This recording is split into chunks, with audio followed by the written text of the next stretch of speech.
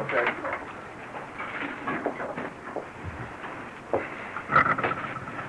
Well, Shoot. Can one of the 4 laws be another one to you at the same time? I didn't understand the words. Okay, all right, I don't blame you. Can resistance be helpful by introducing random chance into the form you're trying to create? What does that mean? All right, an example.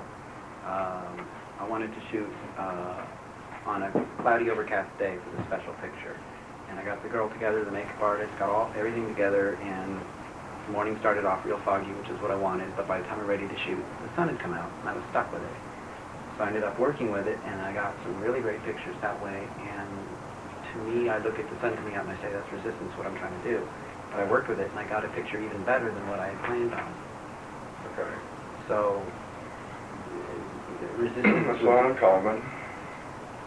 Resistance, initiative, determined the form. The form was not what you expected, so you didn't get the result that you expected. But I'm happy with it. Well, that's fine.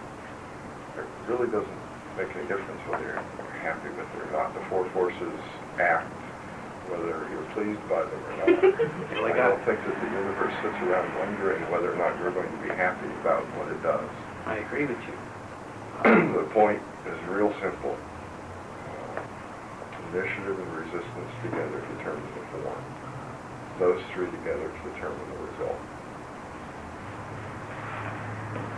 Perhaps I started out with one idea for the result, and because of resistance I got it. No, you're still dealing with the same question that, as far as I was concerned, is dispensed with. Okay. You're lucky. You happen to be happy with the changed result. It could have just as easily happened that you didn't get a shot that you liked, and then you'd be sitting here pissed off. Okay? That's totally irrelevant to how the universe works, whether or not you're pleased with the outcome. All right. And say I try to do a thing, and the resistance seems out of proportion to what I'm trying to do, like it makes it seem I wish you impossible. would speak up just a tad. All right. Say I'm trying to accomplish something, and the resistance is much greater than I figured it would be, making it seem almost impossible. Does that tell me that what I'm trying to do is just harder than I thought, or that it's going to Did that happen? Yeah. Then look at a situation when it happened. Don't treat it as a theoretical question. Did you do what you set out to do? Well, I did not accomplish it, no. Okay. So doesn't that sound a little bit like the fox looking at the grapes? They must have been sour. Well, So we're back to the same thing again. The concern is not with the way things work. It's with whether or not I'm pleased by the outcome. And I do suspect that that's totally irrelevant as far as the way things work is concerned. I really would be shocked to discover that the universe revolves around you. So would I. Wouldn't it be pleasant? But that is the answer that's very basic in this question. Okay, I'll try to rephrase. It's not a question of rephrasing. Haven't you noticed by now that almost no matter how you say it, I'm going to hear what you're saying either way? I think you can rephrase it all you like. I'm listening. When the resistance seems out of proportion to what you expect, it Yes. may seem almost impossible. Then your expectations are wrong. Okay. The proper way of saying that is when I'm disappointed or upset about how much resistance I'm getting, which is what we just got through talking about, your expectations are wrong. What I was hoping you'd say is that if there's a lot of resistance, that means that the end result might be even more to my liking. Maybe You'll never know because you did not find out. not yet. Okay. What value would there be in my making a statement like that? It wouldn't do you any good. The value would be in you treating that as an experiment and trying it both ways several times. And the next time you get a lot more resistance than expected, go through and see what happens. I plan on Find it. out. It's going to be Okay. a few months. Well, I can answer it. Okay. That's what an experiment is for, is so that you know from your own experience, rather than the stupid answers to questions. Okay. Thank you.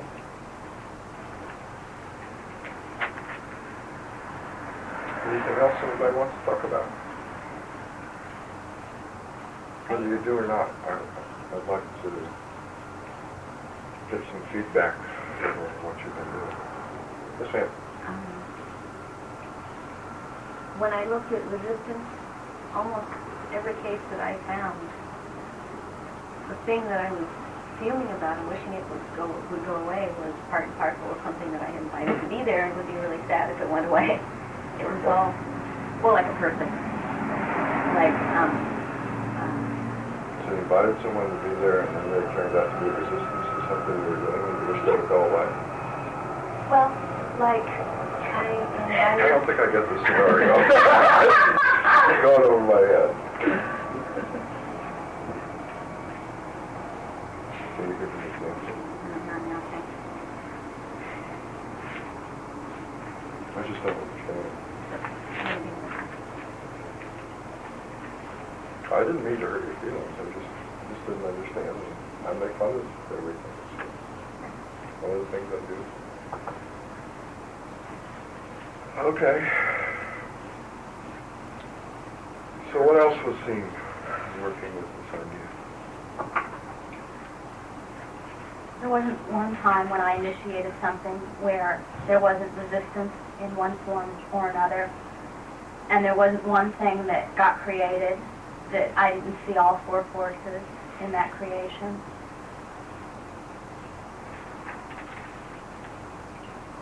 And I noticed something, I don't know quite how to word this, but when I stopped initiating something, it stopped. Like if I was driving home and I got distracted and I stopped driving home, I stopped going home. And I noticed that on a lot of physical things, like cooking, if I stopped attending to it, something would burn, or what I was doing, the initiating part of it, would stop. But I haven't had an opportunity to see, like in relationships with people, initiating friendships or initiating, initiating friendships, whether when I'm not initiating or attentive to that, whether it stops. So I don't want to. I don't think that relationships between two beings are exactly the same as cooking.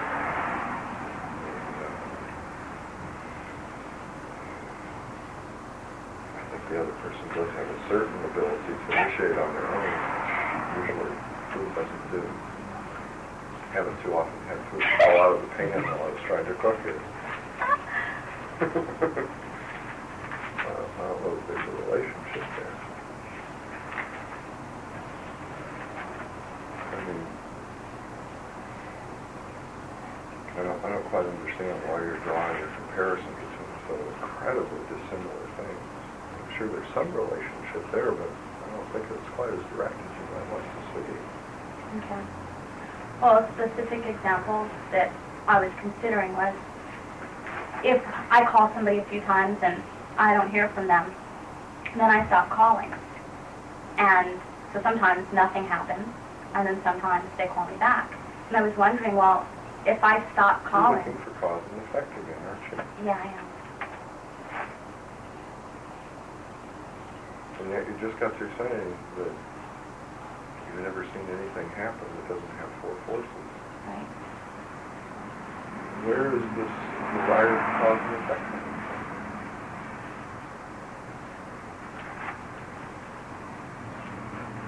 I think the desire is coming from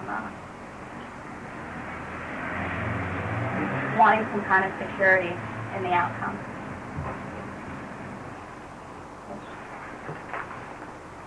Which is cuckoo.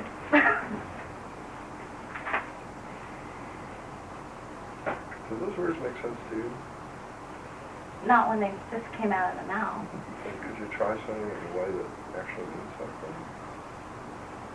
I mean, that sounds to me like what a Nana would do to hide a fact.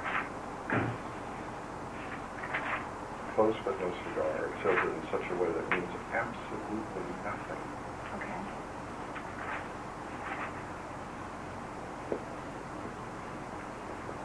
I think it's not wanting to get rejected and have that be the result. Having to have somebody have to actually say, no, I'm not interested in doing this, instead of, if I kept initiating, I would expect eventually I would find out from that person whether they just weren't interested or whether they were busy. So I have told a very long story. Okay. So we went from a simple set of words that didn't mean anything to a very long story, and I'm still not seeing what the point is.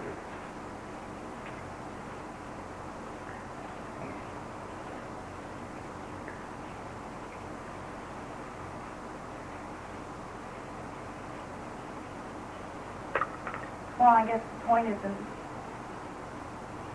looking for cause and effect is looking for a right way of doing something, as opposed to just doing it and experiencing what happens. Is that still hiding? I'd say that's about as covered up as you could make it.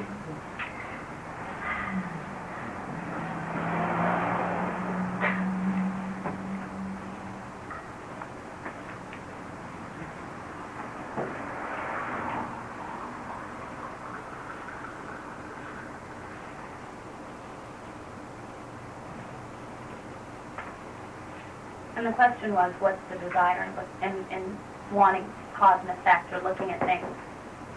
Yes. What's the motivation? I was happy on this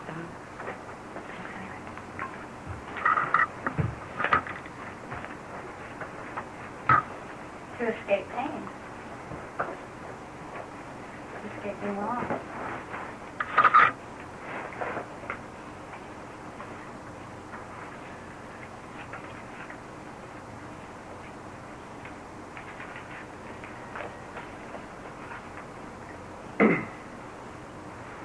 Theoretically, if somebody experiments with an idea, and over a period of time, maybe a week wasn't long enough. I don't know how long it took you to start, but I mean, you said, this is what you said. Everywhere I looked, I saw this stuff. Now, theoretically, at a certain point, that would begin to just be the way I see things. I mean, that's the way human beings work. Okay? So if that isn't happening, there's an obstruction, isn't there? Yeah. Well, we know what the obstruction is.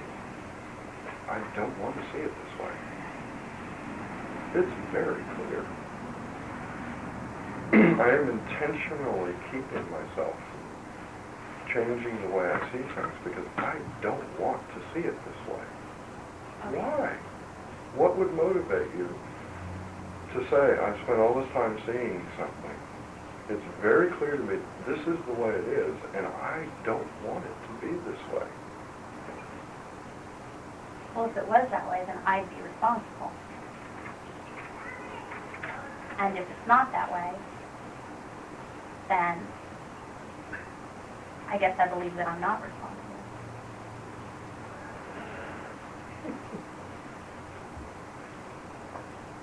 You ever heard of one little word called power?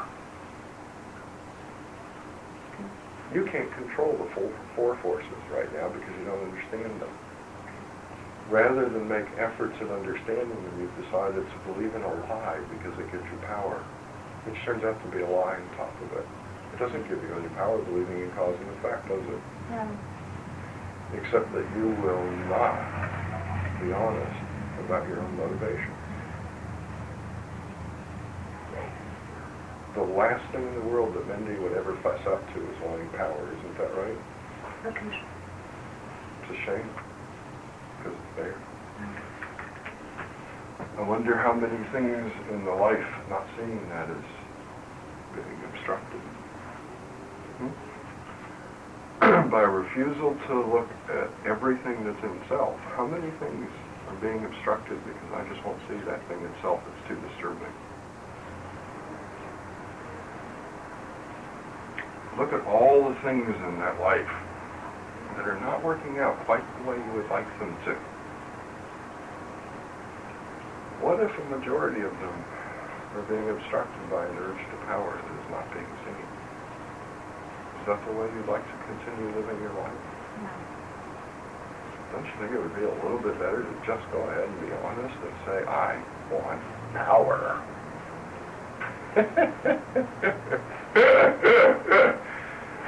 And then you can reevaluate it. Yeah. But if I'll never admit that one of my desires is power, I can never question it and say, is that really what I want out of life? Right. Not a very good way of dealing with things, is it? No. So an entire week's worth of experimentation comes to very little. I'm sure it had some effect, but comes to very little because I wouldn't be honest.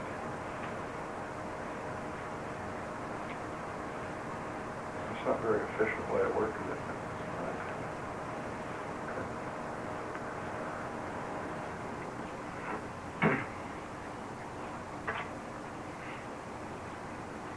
Well, that isn't what was anticipated for this evening.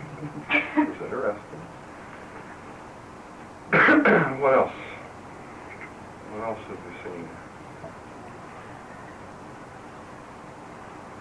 Well, I saw that in order to observe what I was hoping initially to observe all four forces, as well as long-term experiments or long-term observations. But in the short term, I just decided to observe a few simple things to see if I could see it going on. Mm-hmm. And I did. This situation is really very simple. I had a day where I wanted to do three things. I wanted to have breakfast, I wanted to see a friend, and then somebody had scheduled the horseback ride at 3. And in order to do that, I saw that I needed to do things in a certain order to make that happen. Okay. So the initiation to begin this day was that I needed to have breakfast. And it took an hour and a half to get breakfast, which I saw, really slowing me up and as resistance.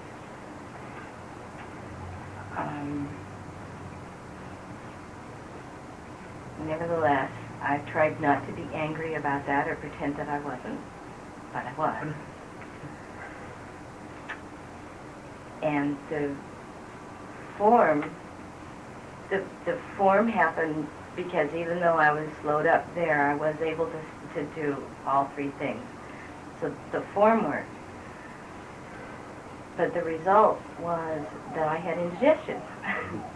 I don't know whether it was from the anger, the resistance, or all, or the bad food, or what it was. Anyway, that was a simple series of observations. Okay. What about the four forces themselves? Were those somewhat apparent? Yes. In a short period of time for a Okay. small reason, yes. Good. How about you, Brett? Brett? Is that your name? No. Close Okay. enough. What word That's is what it? everyone thinks. Okay. I don't care. Yeah, it doesn't matter. Mine came on a creative standpoint. You what? On a creative standpoint, writing music. I write music actually with Christine, who's in here in the class. Oh, we don't need an explanation. Just tell us what you did, okay? But lately, the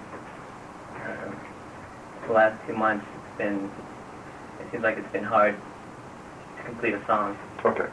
Let's cut through the stories, okay? I mean, I know they're fun, but all I really want to know is, I just want to know, can we move on from this point? Did you get a feeling for this idea that we talked about so I can move on to something else? Yeah, I've got a feeling of resistance lately, just trying to initiate, particularly trying to initiate new songs. Okay, so you basically looked at it only in that circumstance then? That's right. Really came with him. Okay. I gotta tell you, that's one of the hardest places to see it. Because you don't understand the process by which inspiration comes. So it's very hard for you to see the forces at work because you don't even understand the process. It would have made a lot more sense to look at things you have a little better understanding of. It would have been more clear. It's just a suggestion. I would personally recommend that you continue doing this next week and some simpler things that you have more understanding of. Okay?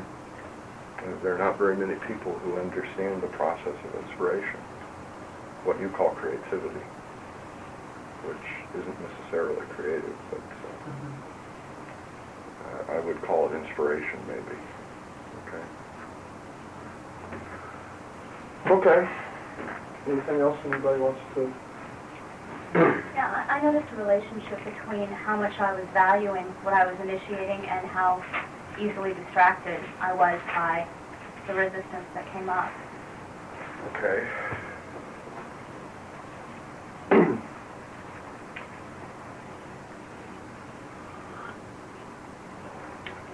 Was it a very common thing to observe?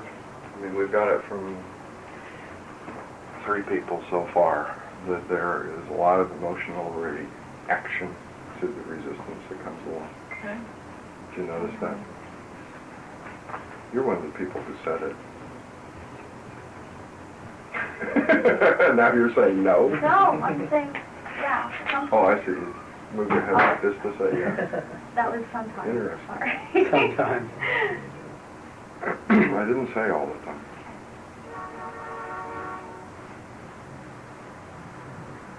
This is called not being willing to see something that's unpleasant again, isn't it?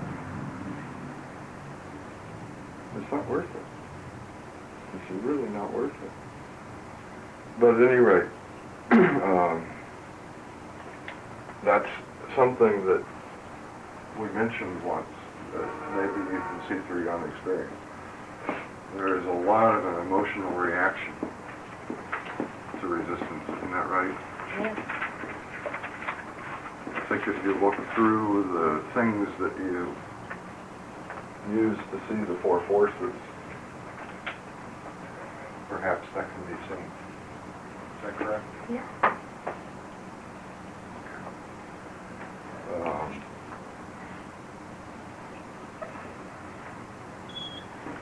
We see the 4 forces, but we're not still sure if we like them or not. One of the things that I was almost expecting that someone would ask me this week, and I'm almost disappointed that it didn't happen because it really surprises me, is why is there second force? And nobody asked that question. Because that tends to lead to this question, doesn't it? I don't like the second force. It bothers me a lot of the time. Why does it have to be that way? Nobody had that question. Amazing. I'm really surprised. Impressed, actually.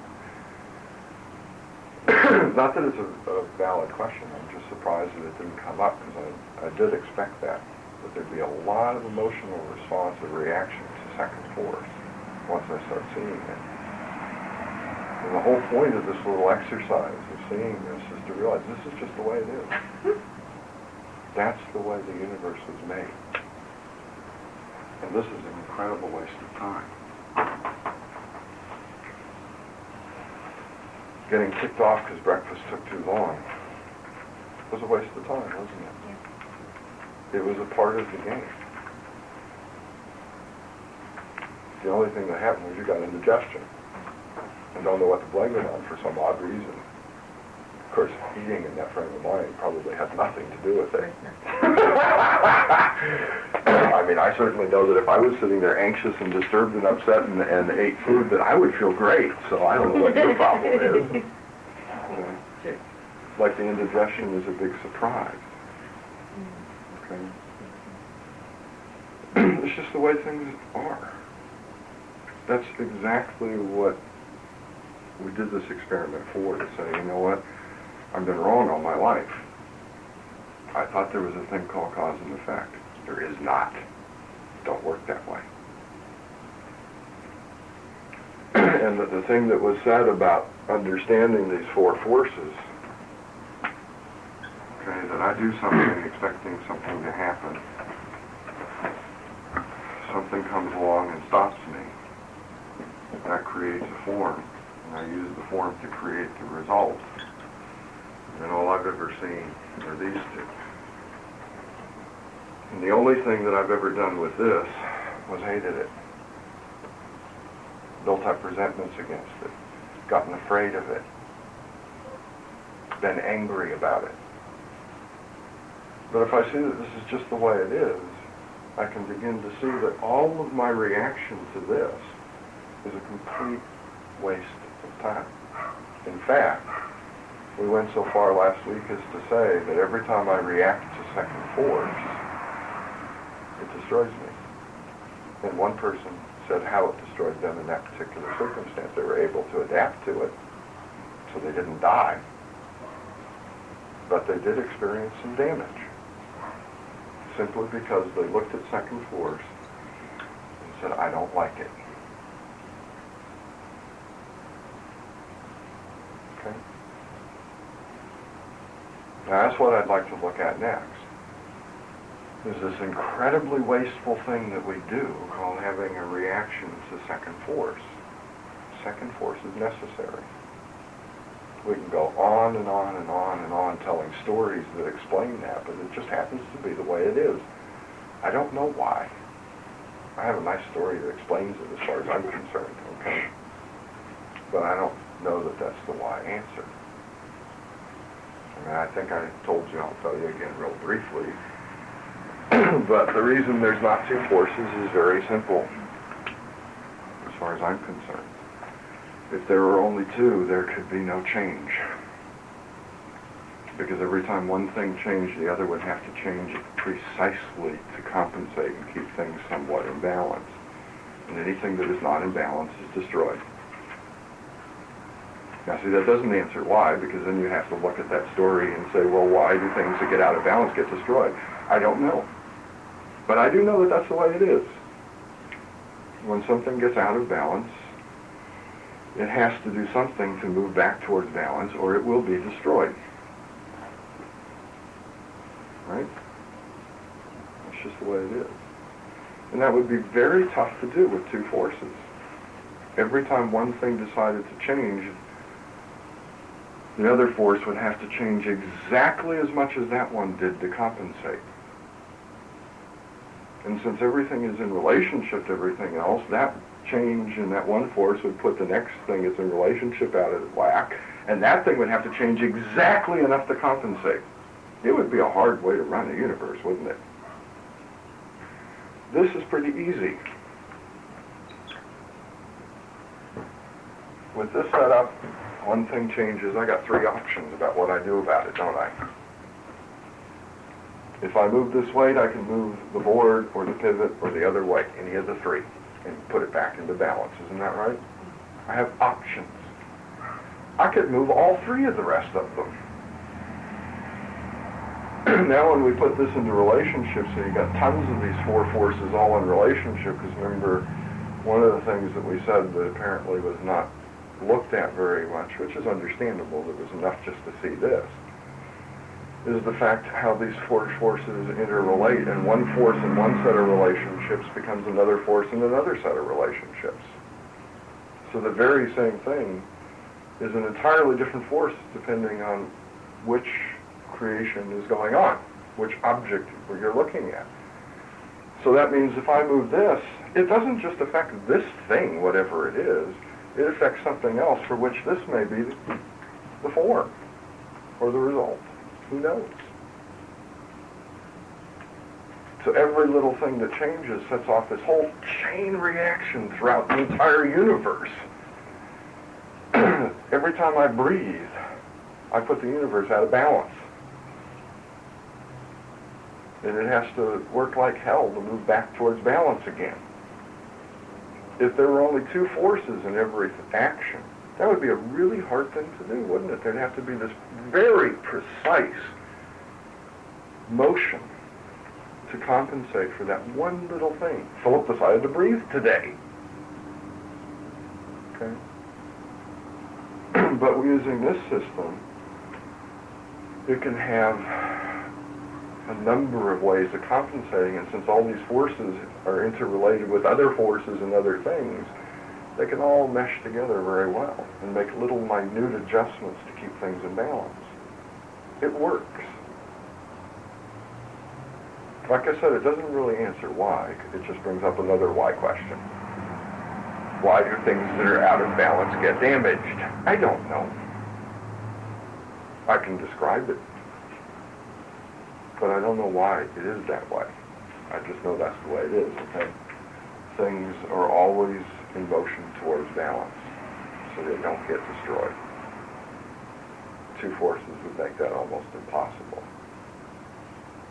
The way those forces end up working themselves out in order to create a physical universe is in this system, okay?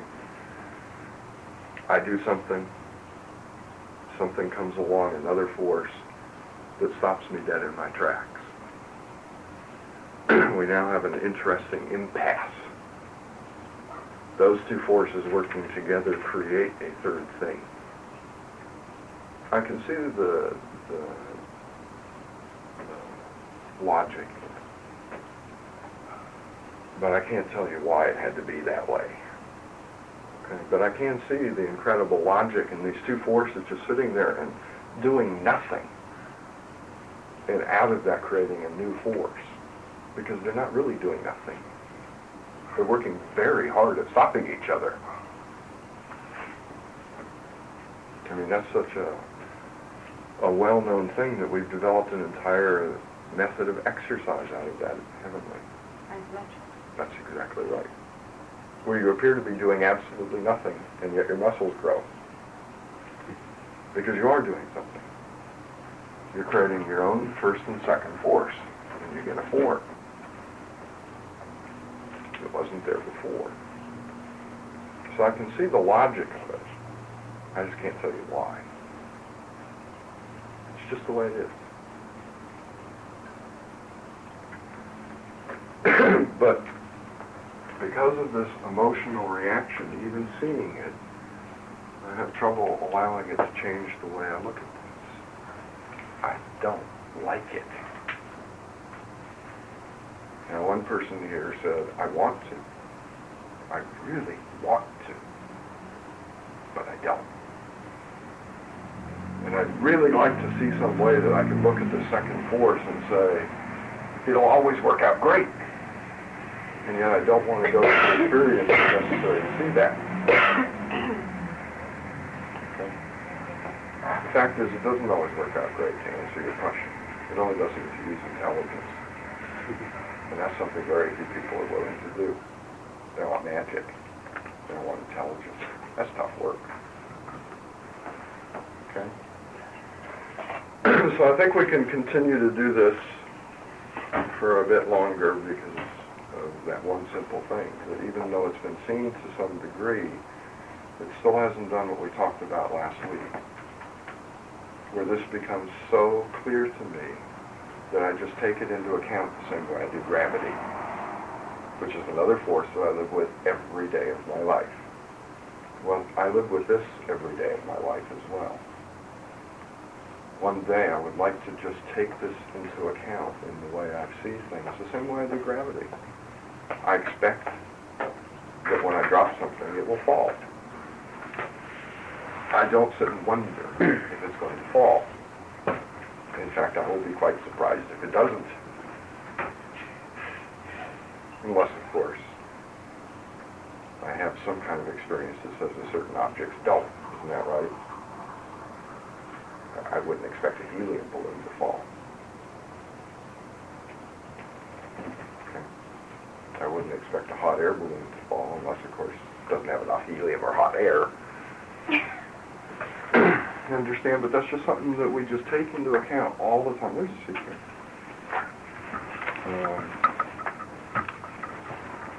And even though we've seen this to some degree, we still haven't incorporated it into the frame of reference that way to say, this is just the way it is, the way I look at things, right? I just see these four forces. I expect it to be this way. And the reason, which Mindy helped us demonstrate quite clearly, is that I don't want it to be that way. So I'm actually working very hard not to allow myself to see this, even though it's obvious. That's why I expected this why question, because I knew that's what people would do. Is say, yes, I see it, but I don't like it. So I expected someone to come and say, give me a way to live with this. Tell me why. That would make it okay. You see? Well, I was wrong. But we still saw the situation, okay? There is a tremendous desire for it not to be this way. Okay? And that's what we're going to talk about next. But I don't think it would be of value to abandon this experiment. This is something we might want to do for another month, perhaps. Okay?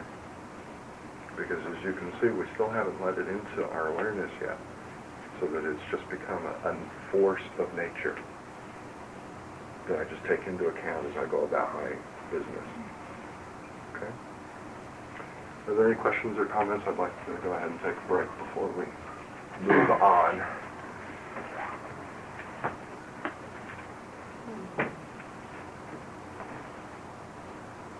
Nothing? Okay, well, let's take a short break.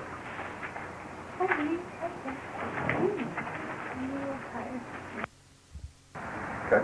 I keep coming back to something you said in October, that resistance tends to improve your ideas. Maybe that's my paraphrase of it. Say what? Resistance tends to improve your ideas. Doesn't sound like the sort of thing I'd say. I don't know what I actually said. Okay, well, if I get a lot of resistance from trying to do something and it makes me go off on a slightly different direction and I actually get what I want, then resistance was a good thing, wasn't it?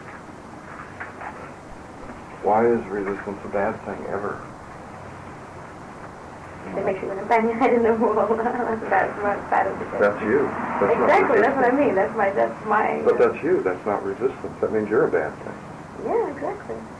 I don't hear anybody bitching because there's gravity very often, occasionally, but most of the time they don't bitch about it. They just deal with it.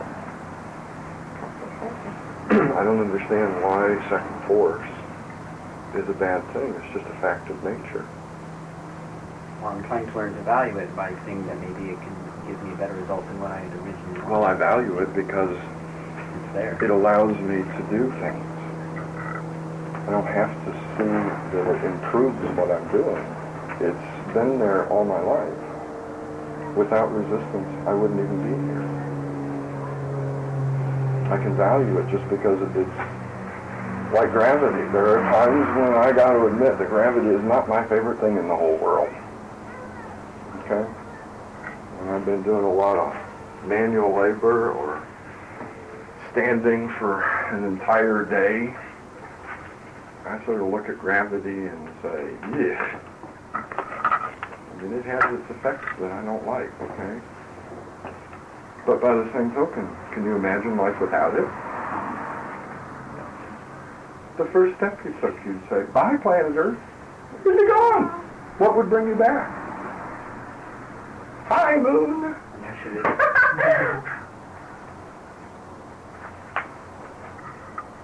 I mean, how'd you like that to happen? If every time you took a step, instead of coming back down, you just kept going until some other force intercepted you and bounced you back. Can you imagine a world without gravity? How would we make things? I mean, half the stuff that we make, we need gravity to even do it. All the stuff that we do that's about molding things would be really tough. Every time you made something liquid, it would just turn into this little blob. It wouldn't even be round. You know that? It would just be a blob. It would be really hard to get it to do anything. we think because we see people in outer space and liquid comes out and it sort of forms these little balls after a while, that that's the way it would be. But do you know why it does that? Gravity. Even in outer space, there is mass there, so there is some gravity, so it causes things to start out as odd-shaped blobs, and they eventually form little balls if you give them enough time. The gravity's weak, but it's there. Without gravity, you wouldn't even have a ball. You'd have these blobs all over the place. So, while I may occasionally find its effects unpleasant, I'm really glad that it's here. Life without it would be unimaginable. I can't even imagine what kind of forms we would have to deal with no gravity. I don't know whether intelligence would be possible under those conditions. Perhaps it would. I just don't know. Okay? So I don't have to find some wild way to say, wow, this is really neat because it makes everything better. It makes everything possible. Okay? Just like gravity does. It makes the kind of life that we live possible. Without it, we would be living some unimaginable life. We'd have to be so incredibly armored just to have a shape. It would be incredible. I just can't even imagine what kind of universe this would be without that force. There would be no planets. I'm not even sure there would be stars. Because what would have made all those little things coalesce into something that became a star in the first place? It would just be this endless space with hydrogen molecules floating around it. We'd all have to be intelligent hydrogen molecules, I guess, because nothing would have made any form at all, would it? And yet gravity is probably the biggest form of resistance there is in our lives. Gravity almost shaped our entire lives. It certainly shaped this form. Most of the human body is a study in resisting gravity. Did you know that?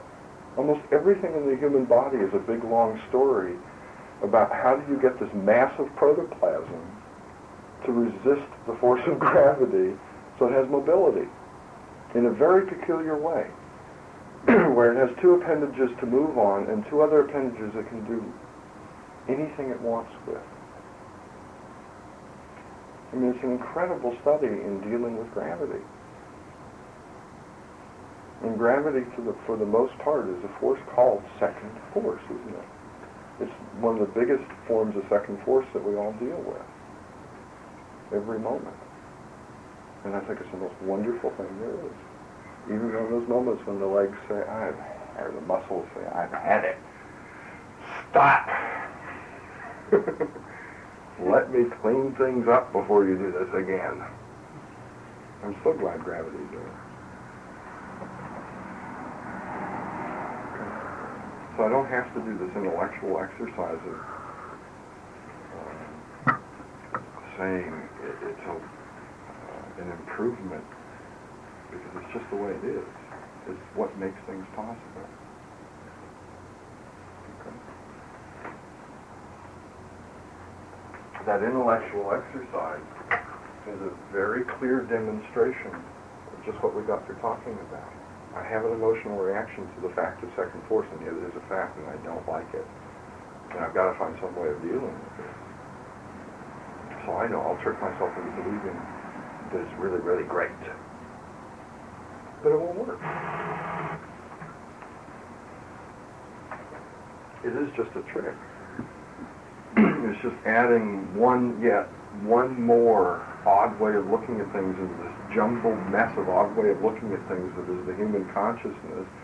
And when it came up, it would work really great, and when it didn't, then you'd be right back where you started. Our aim is to create a cohesive consciousness that views things in an intelligent way, that sees the way things are and responds to them as they are all the time. That's called being conscious. Okay. We're already a jumble of contradictory beliefs. We don't need yet one more attempt at contradiction in there. We need something cohesive. Okay?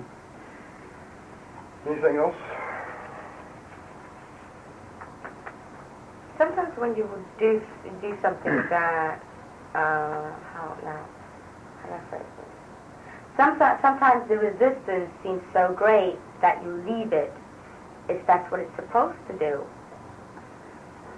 That's what he asked me earlier. Yeah, it's probably just different. I don't believe in supposed to. I believe in intelligent beings that make decisions.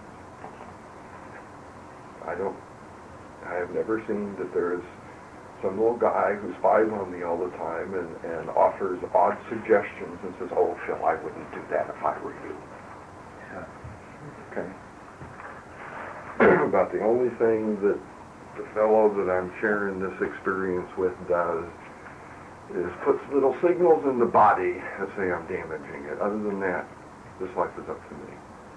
The only thing it seems to be terribly concerned about is that I not destroy the form. And most of the time we ignore that and then make up all sorts of other stories about what it tells me. Resistance is just resistance. It's a fact of the universe.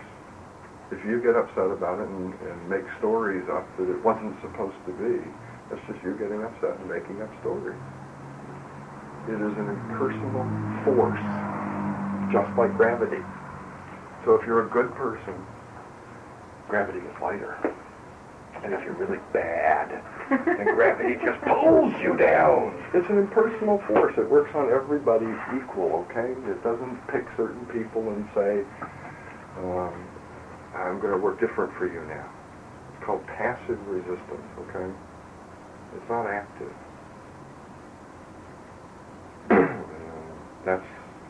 It's not like there's somebody running resistance that says, oh, they shouldn't do this, so I'm going to make it really hard.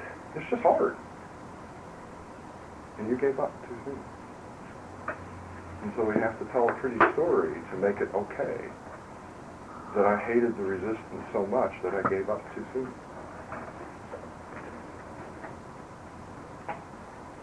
We have lots of stories like that. Why would you say too soon?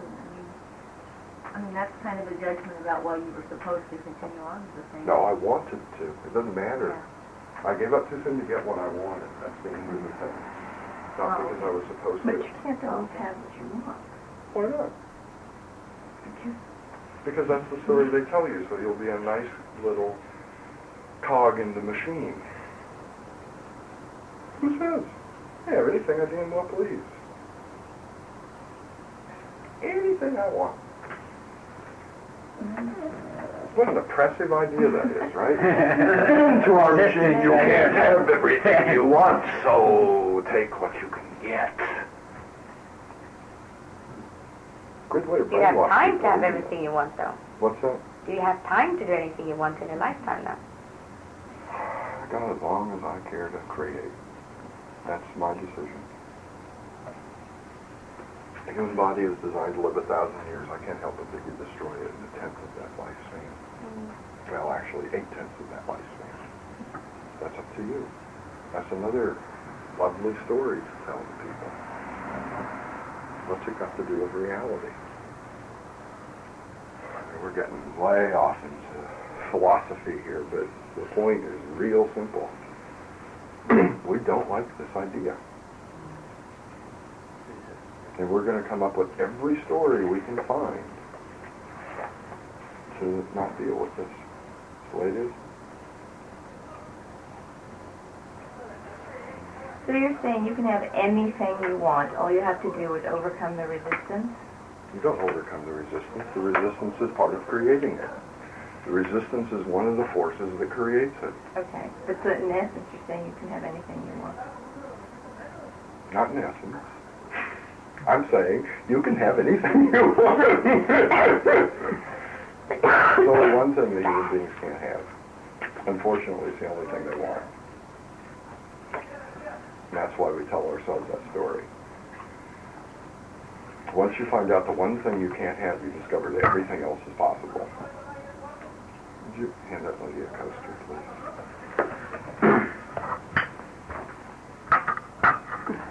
That's why we believe that story.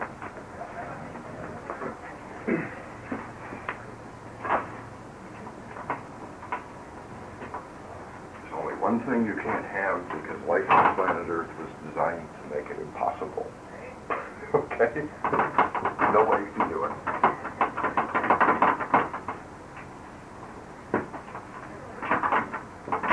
Life on planet Earth is a big experiment to see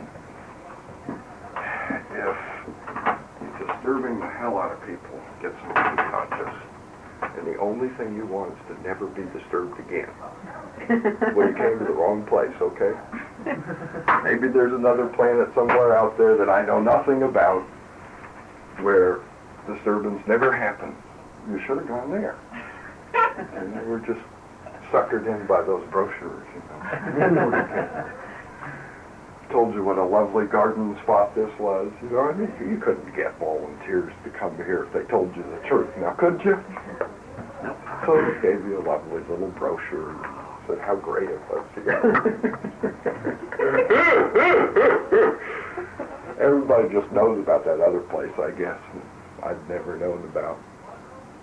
So they don't come here, a place where there's no disturbance.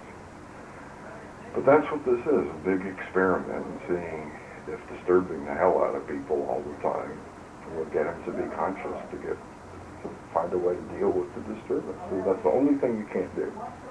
Unfortunately, it's the only thing you want.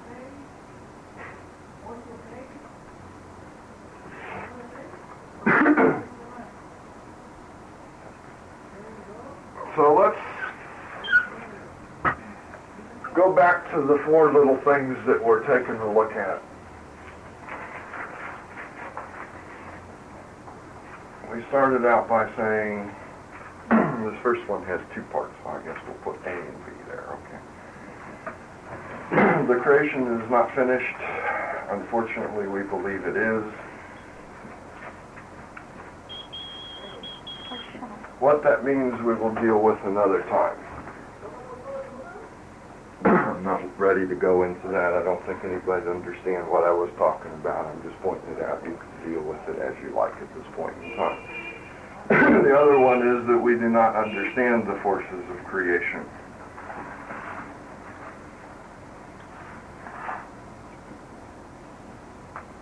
We just got through talking about what those forces were and looking at them for a while, and you can see that it doesn't take a whole lot of work to find out that they really are there. Unfortunately, we just don't like it. Okay. So at this point, maybe we can say we're beginning to see and understand the forces of creation, although we've discovered that we still don't like it very much. Okay. We said, I am not yet created. Oh, that's the third point.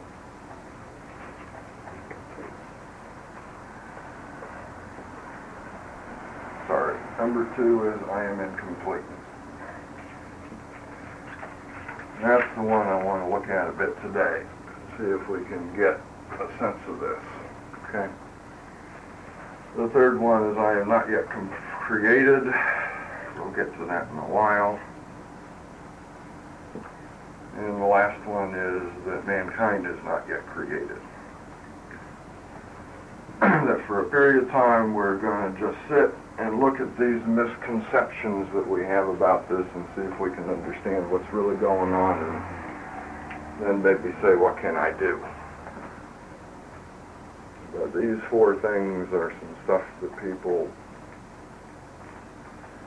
tremendously misunderstand about life on planet Earth, and it causes untold problems that we don't understand them.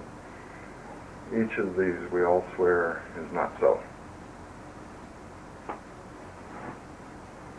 Or we've come up with counterfeit ways of dealing with them. We've talked about that already. I'm not going to go into that to great detail at this point. But you can see a little bit about this. Let's look into this for a moment, and then we'll come back to not liking the second force of creation. Okay? If we look at a human being, we can see that it, like every other created or Yeah, that's a good word as any other thing that exists is made out of four things.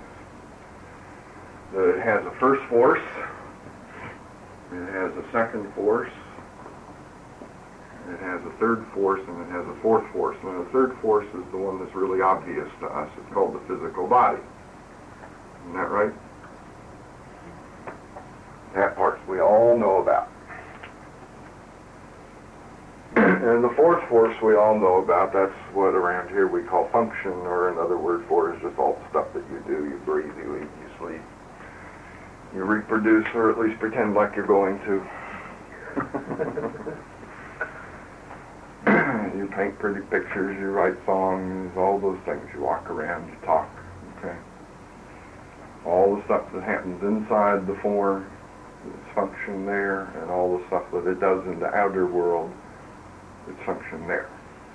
And that's the other thing, is that this has an environment provided for it.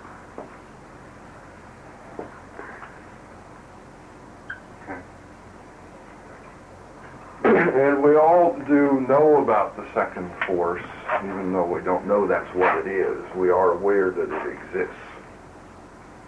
We call it mind. Around here, of course, we don't call it that. We call it awareness. Because most people's idea of mind is so limited that it would be good to use another word to remind ourselves we know very little about it. Most of our idea of mind is that thing that just won't shut up in my head. That's where I think it lives, so that's where I call it. It just yaps all the time. Talks about how wonderful it is that it makes all these decisions. Of course, that's the time I don't actually do what I decided to do, but the mind is, that's what the mind is, isn't that right? Yeah. So we talk about this thing called the awareness, which is a little bit harder for us to understand than mind, because mind has a very obvious function to us. I mean, when you're around the radio all the time that you can't turn off, you become very aware of it, isn't that right? I mean, I certainly am very aware of the fact that people play music everywhere I go these days, because I don't like it too much. It's not to my taste, most of it. So I'm quite aware of the fact that these days people think that you need to have music everywhere you can. Silence is just not allowed. There's something wrong with it. Because I can't turn it off. The only way I can turn it off is to come back here where it's lovely and quiet most of the time. So I want music. You should move to Sweden. What's that? You should move to Sweden. Oh. It was beautifully quiet there. Yeah, but then I'd be around a bunch of people I couldn't communicate with. That doesn't sound like much fun. I like it here.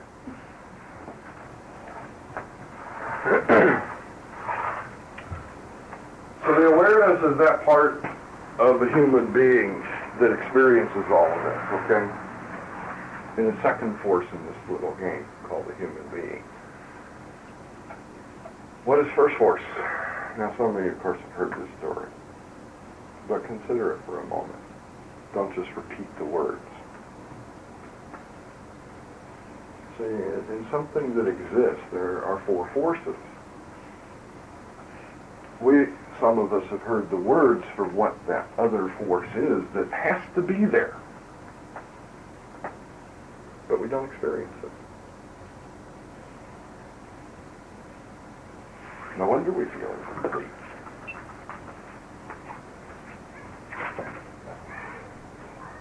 First force is initiative. It's what started the whole thing. It's the point of the whole thing, isn't it? And we don't know what it is. So as we're going about our day-to-day lives, playing our little improvement games, making everything better and struggling really hard to get what we want out of life and so on and so on. And the whole point is missing. It's going on. It has to be going on. It's still there, or you wouldn't exist. But it's not something that is in the awareness. No wonder I feel incomplete. most important thing in my personal point of view, I don't know if important is quite the right word, but one of the biggest parts of the show is what? Isn't that right? What am I doing here? What is the point of this game? What do I want to get out of it? What do I want to offer to it? And that's all missing. I only got the resistance in the form and the result. I'm not aware of the initiative force in this life. No wonder everybody feels like something's missing from their lives. It is. It's there, but not with any awareness.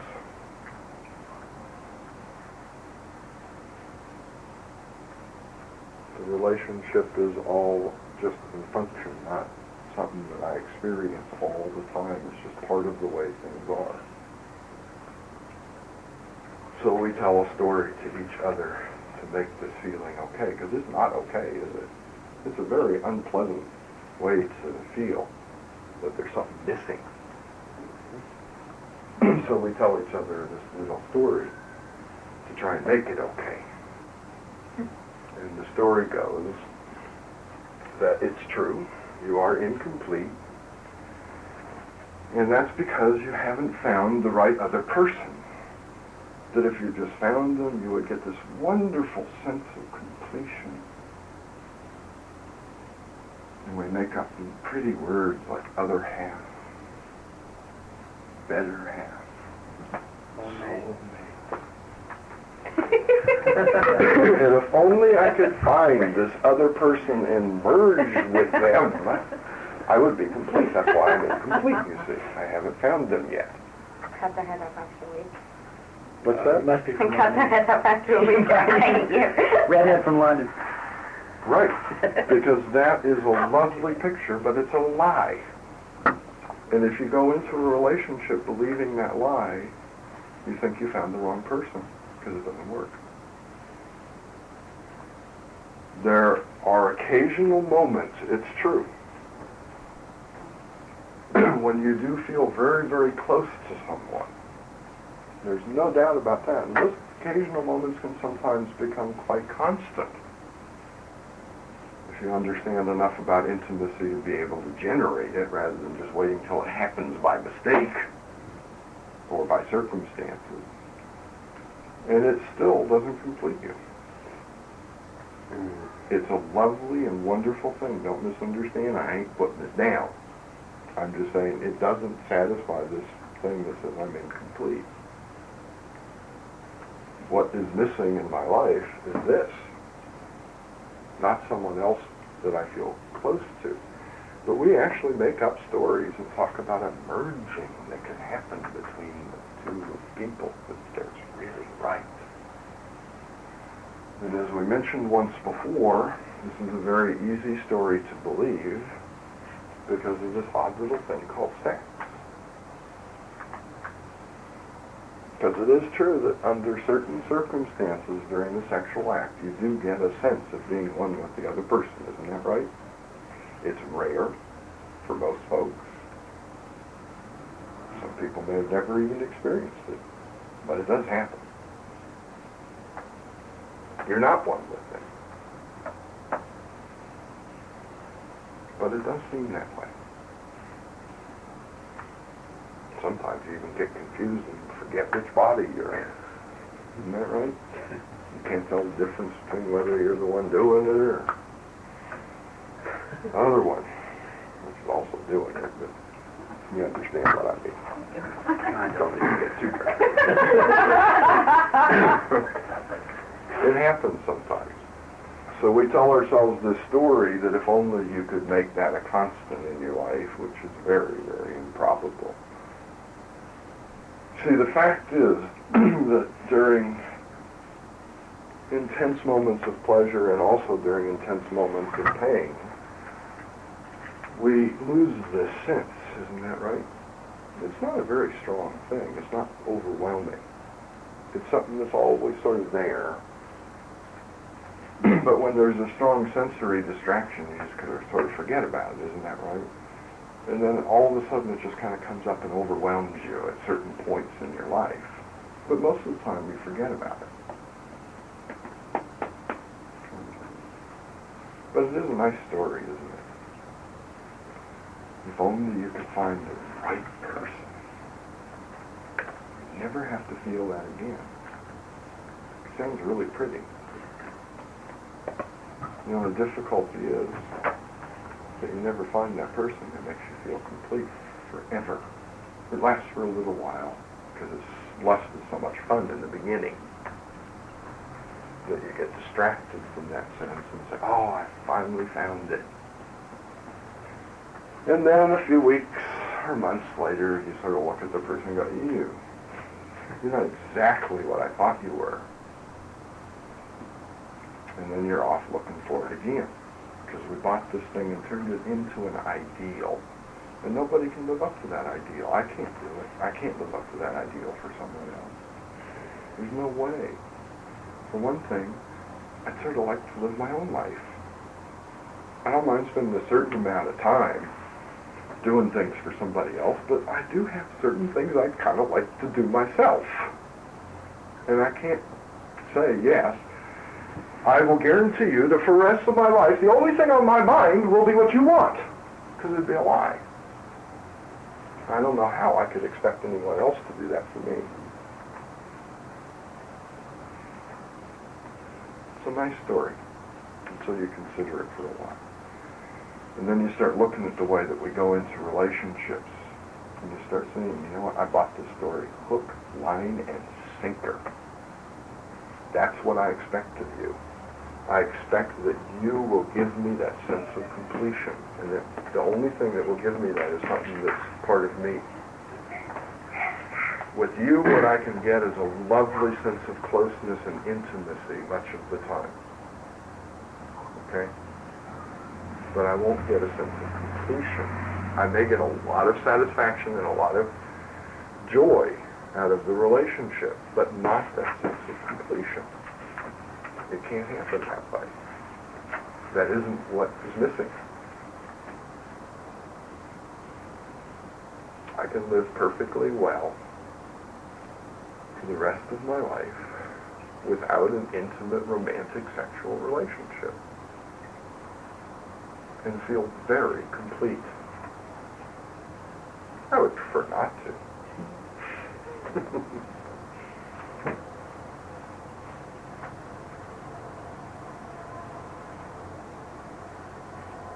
Are there any questions or comments? So we get the idea.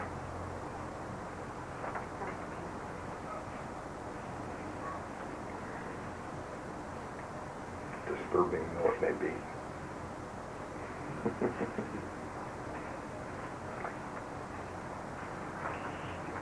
So we're going to put words on that missing thing. And we just call it X, the unknown. Great word, huh? I don't know either.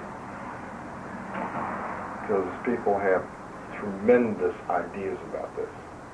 But there's a way to begin to see what this is or experience what it is by understanding what it does. Okay? I don't think we can do it by having an idea about it. But we can look at the way things work in a human being and begin to see that there is something missing if we're willing to work at it. It is not at all obvious. If it were obvious, everyone would already know it. It does take some work to see it. But we're going to describe how a human being works when this is here, which means all the time. Now, since we're not aware of that being here, we've made up stories about how human beings work that exclude it. That doesn't mean that's the way it works. We have lots of stories to explain lots of things. Most of them are pretty silly when you really look at them. So one of the things that we see is that the physical body is constantly sensing things, isn't that right? It's feeling things, it's tasting things, it's seeing things, it's hearing things. Did I leave anything out? Was that all five? And that it has some other senses that we normally don't list in those five, but they're going on all the time. We'll talk about those later. But at any rate, whatever they are, that's happening constantly, isn't it? It's always getting through the senses what the environment that it's in is like. And it just bombards the awareness with that stuff, doesn't it? I mean, there is so much going on. We really just have an incredibly difficult time paying attention to it. If you ever just sit for one moment and say, all I'm going to do is pay attention to what I'm sensing, it's outrageous. Most of the time we don't pay any attention to that. But if you actually put attention on it, you realize it is just an overwhelming amount of information, just raw information about what is going on right now. And we got a little bit of stuff from inside the body itself. Thank goodness, not very much. This is overwhelming enough. Okay? The fact is, most of us are not even aware of things that are really obvious, like breathing.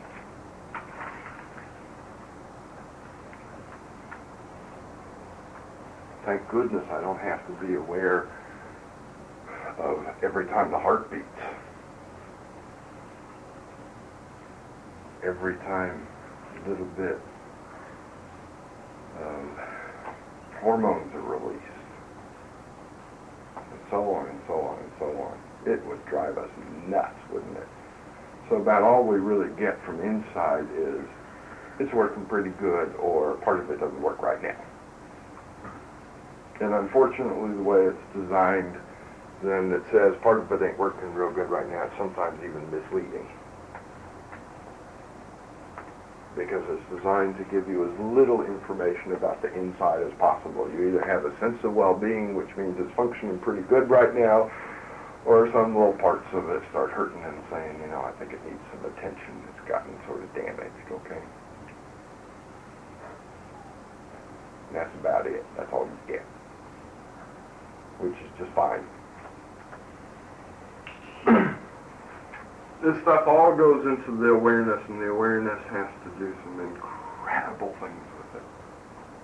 Just incredible feats the awareness does. It's got to take all that sensory information and build up an image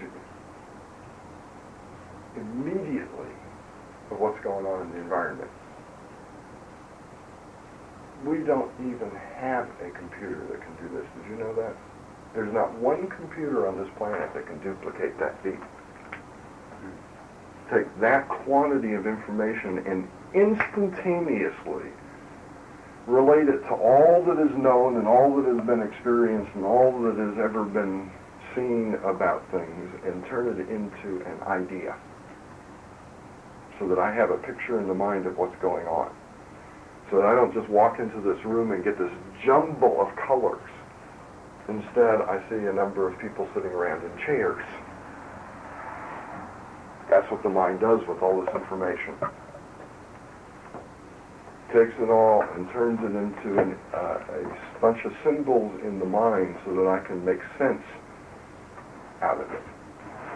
Which is why most of us don't even notice the actual sensory data itself, okay? The actual thing that's being felt and the actual thing that we see, the image in the mind has been built up out of all that raw information that says, here's what's going on.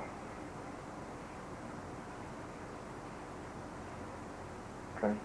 It's an incredible thing.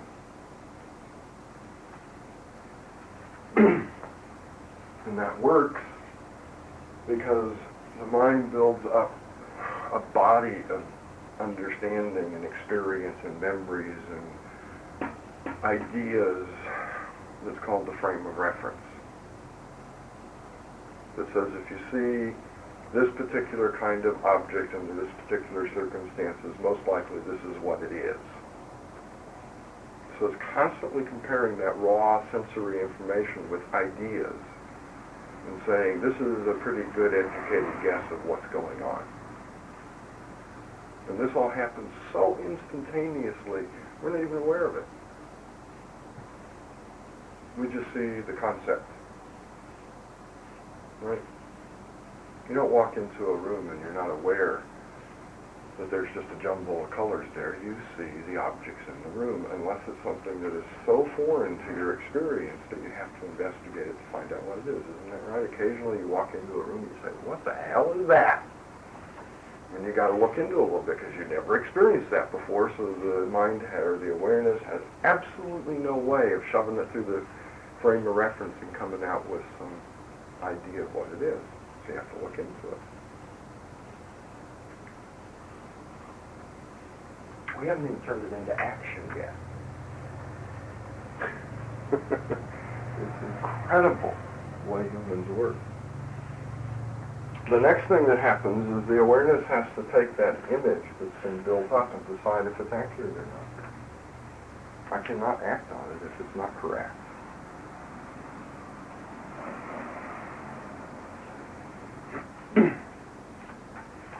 And then it has to decide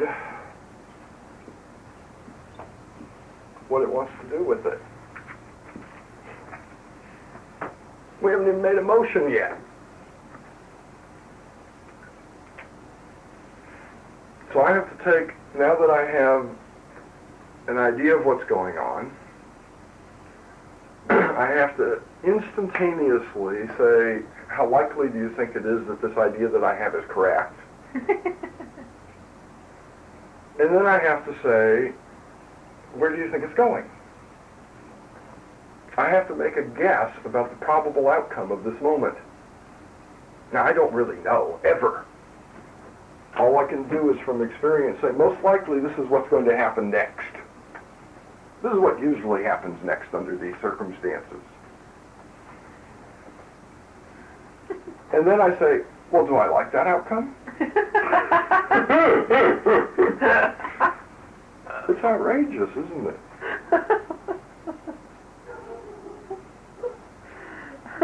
You know what's even more outrageous is imagine a developed awareness that can actually see this process and slow it down enough to describe it.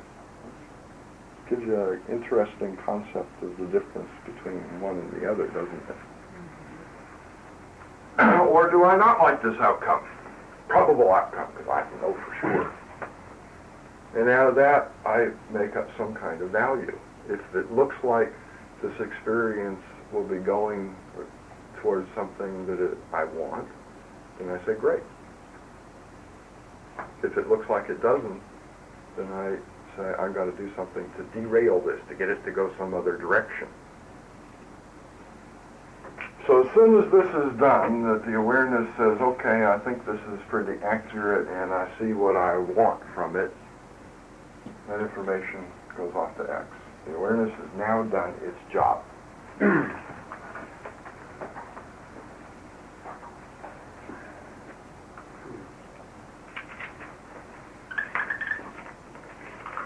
Okay?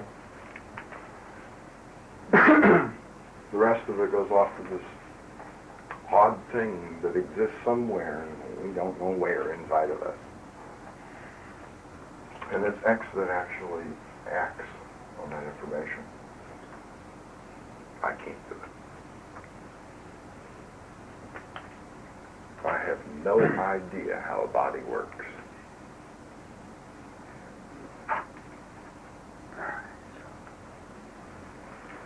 I have odd little snippets of information that I've been given over the years that could be true or not be true. How the hell do I know, okay? Because I have not made it the job of this life to check it out.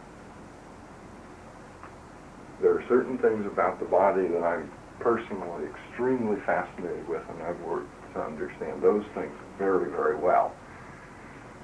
There's some other information about what the body does that I've simply never checked out. So to me, it's just an idea. I don't know if it's true or not. It's just what I've been told.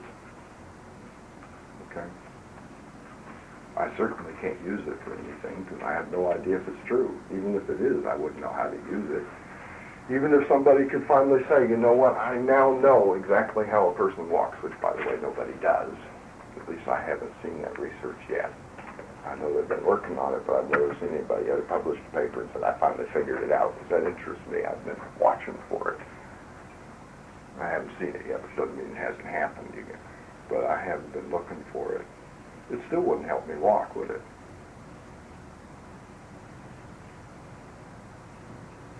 because it's sort of something you got to do on the inside, not as an idea. Somehow you got to get that to happen. I don't know how it happens. I know the modern myth, which says that we have this little part of the body that works all by itself by magic.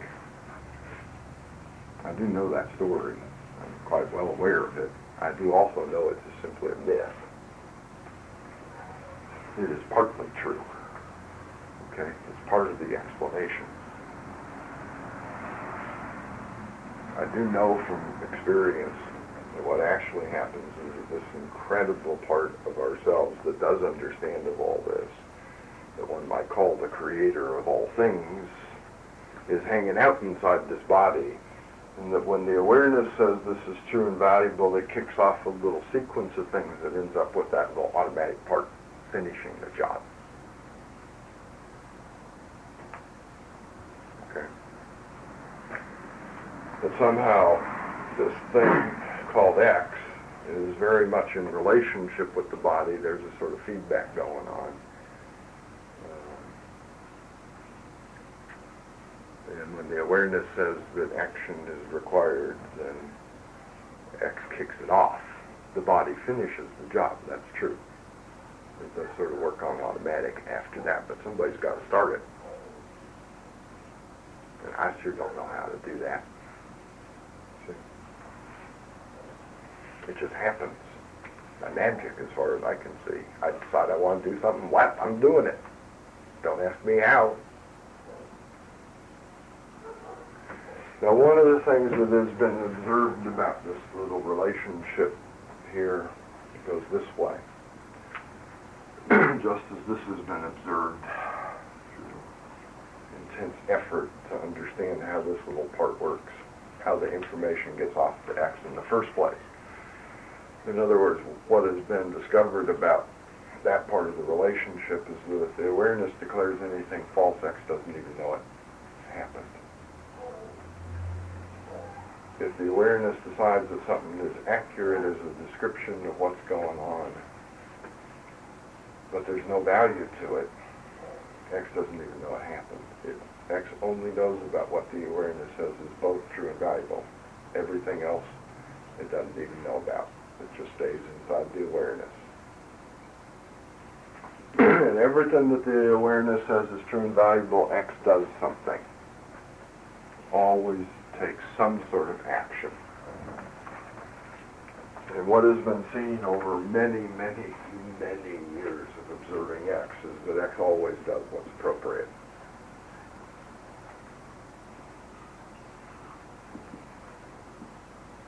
There's something you just sort of got to take on faith for a while and check out for yourself. Okay? Because it does take quite a while, obviously, to know that it's always appropriate. I mean, literally, people have been watching this for thousands of years, and nobody's ever said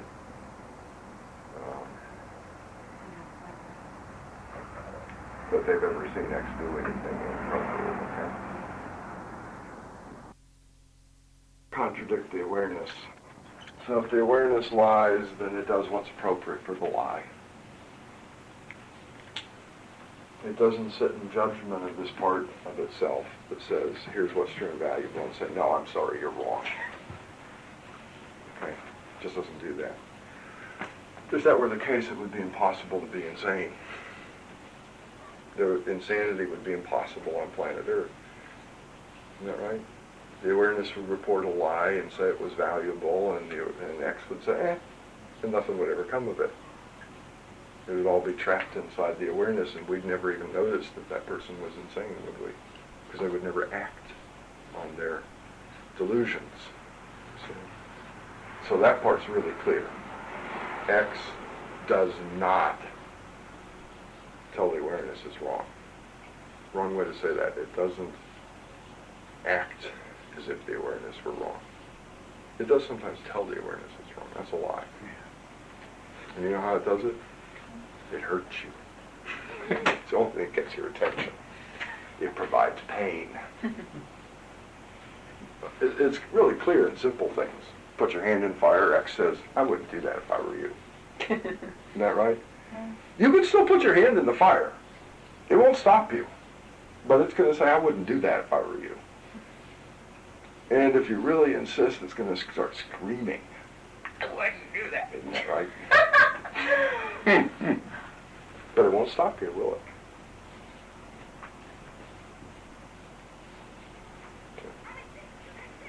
That's the way X tells its awareness function that it's not doing its job too good.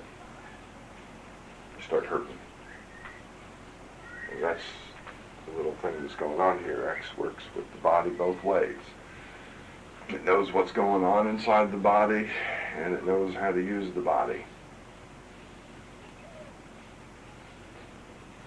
If there's any way for anything to come back directly, most of us have no idea what it is.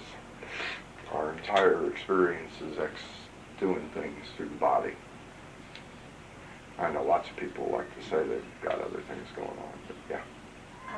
I had an experience with this a couple of times this week when I was trying desperately to get something done and was just thrashing wildly. And twice it occurred to me that, well, I don't have to do it anyway. X is going to do it. That's right. And so I just stopped and I told X what needed to happen, and that happened. And all of a sudden the energy comes back, isn't that right? It just happened. Now, I was still pretty, it just happened. I mean, Yeah. just the problem got solved. Okay. The thing that I was trying desperately and giving up, I mean, I was to the point of, well, I can't give up, it has to be done, It's true and valuable. but I can't do it. So I just said, X, it's true and valuable, this be solved within, and both times I put a time deadline on it, and both times, exactly, it just happened. And I had exerted all my best efforts and was just hopelessly enmeshed, just hopelessly mired. Yep. And all I did was just say what needed to happen. And then Yep. the next thing I know, I had the thought, well, if that needs to happen, I guess I ought to do thus and so. And so then I did thus and so, and, things went on. Yep. That's exactly right. I have a question about placing value on things that I don't understand. If you... Well, I sort of figured you were going to ask a question because you didn't understand something. So why don't you just blap out the question, okay? Okay. I'm trying to word it. Well, you haven't even gotten to it yet. I know.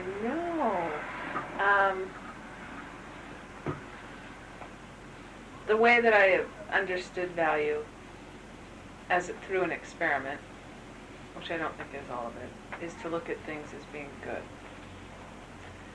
And I've heard that if you place no value on something, I don't know how to put this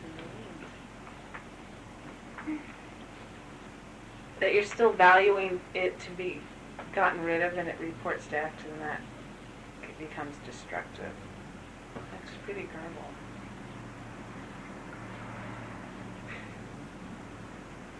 I don't think So you're I can taking what format a happens with question. one specific, pay attention. I don't want to say this fast. You're taking what happens with one specific thing called seeing a not I as having no value and deciding that that's the way X works on everything, that because it's appropriate in that one instance, that that's what X does in all cases that are like that.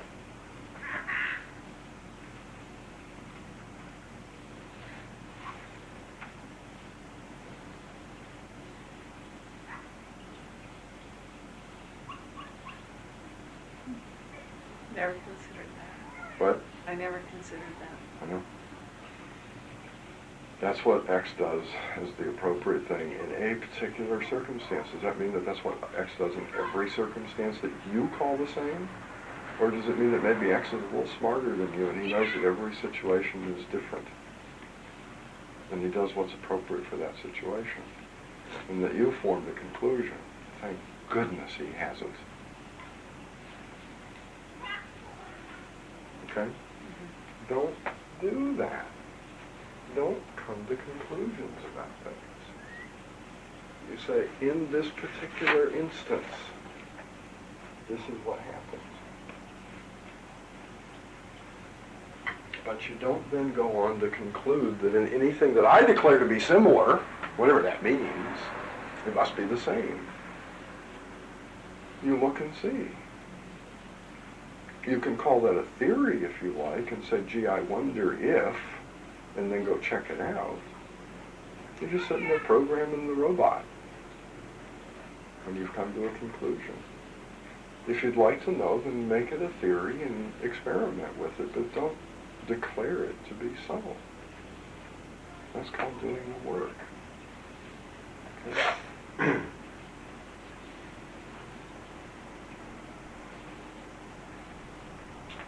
Any other questions or comments about this? Yes. You don't have to raise your hand. Communication with X.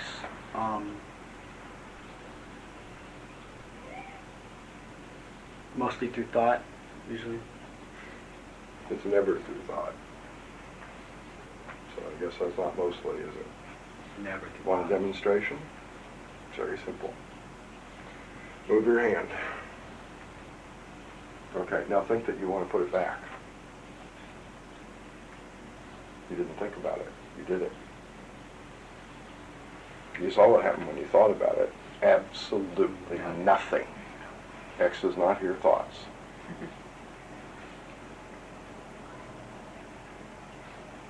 You can think about moving all you want, from now till doomsday, and you won't get nowhere.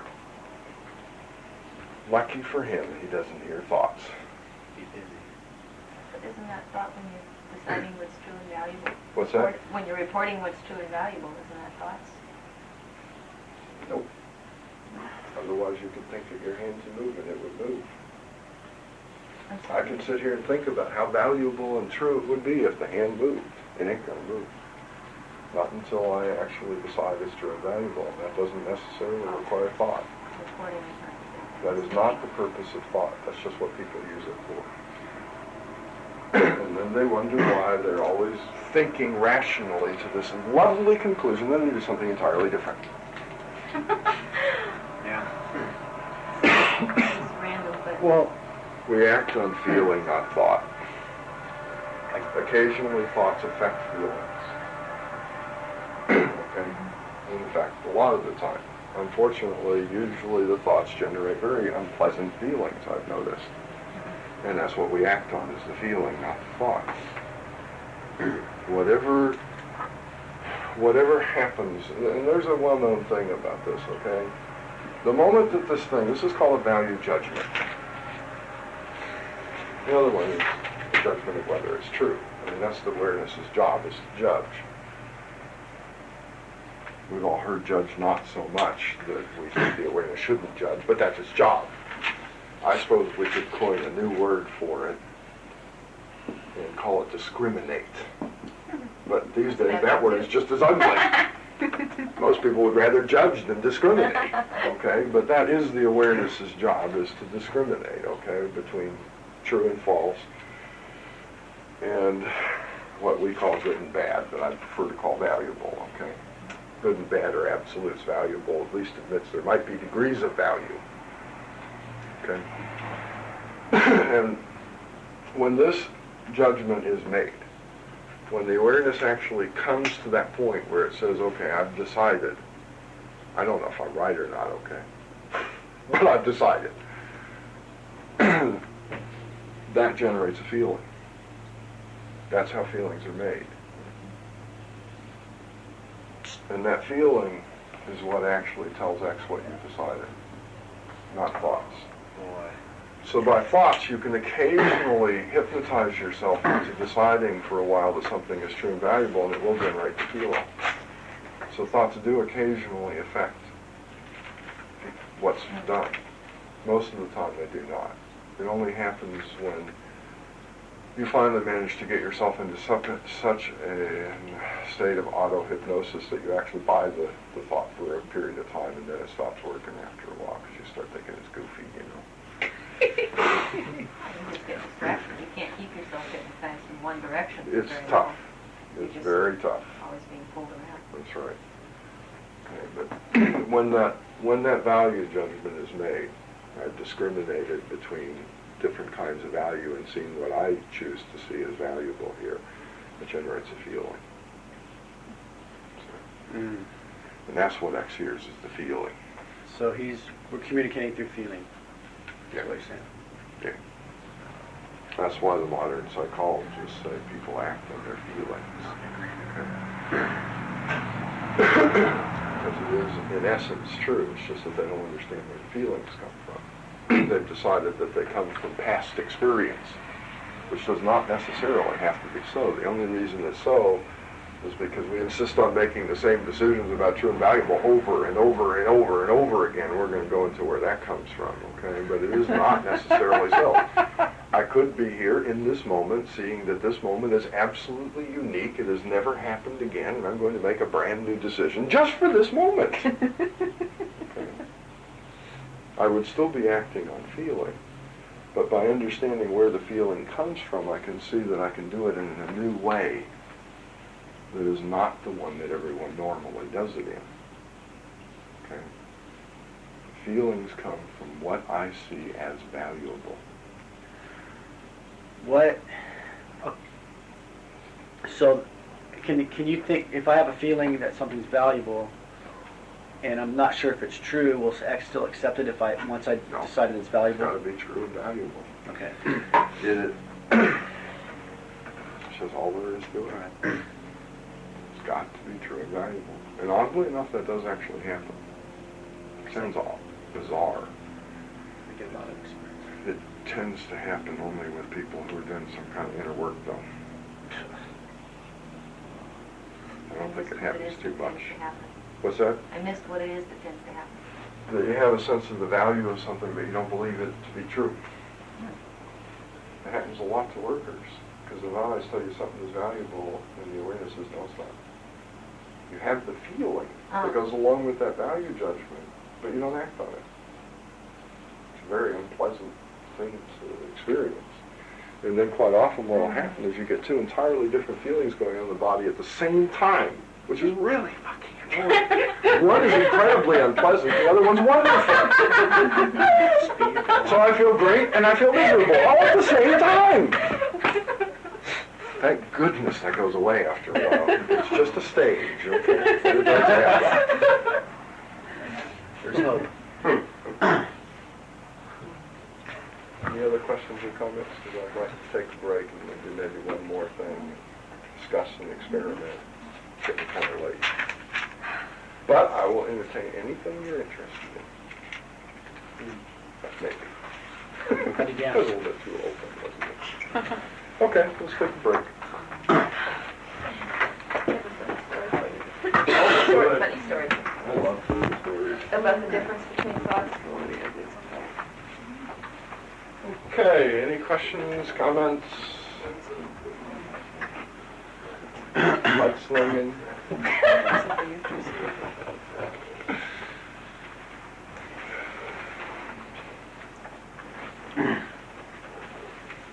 You get the idea?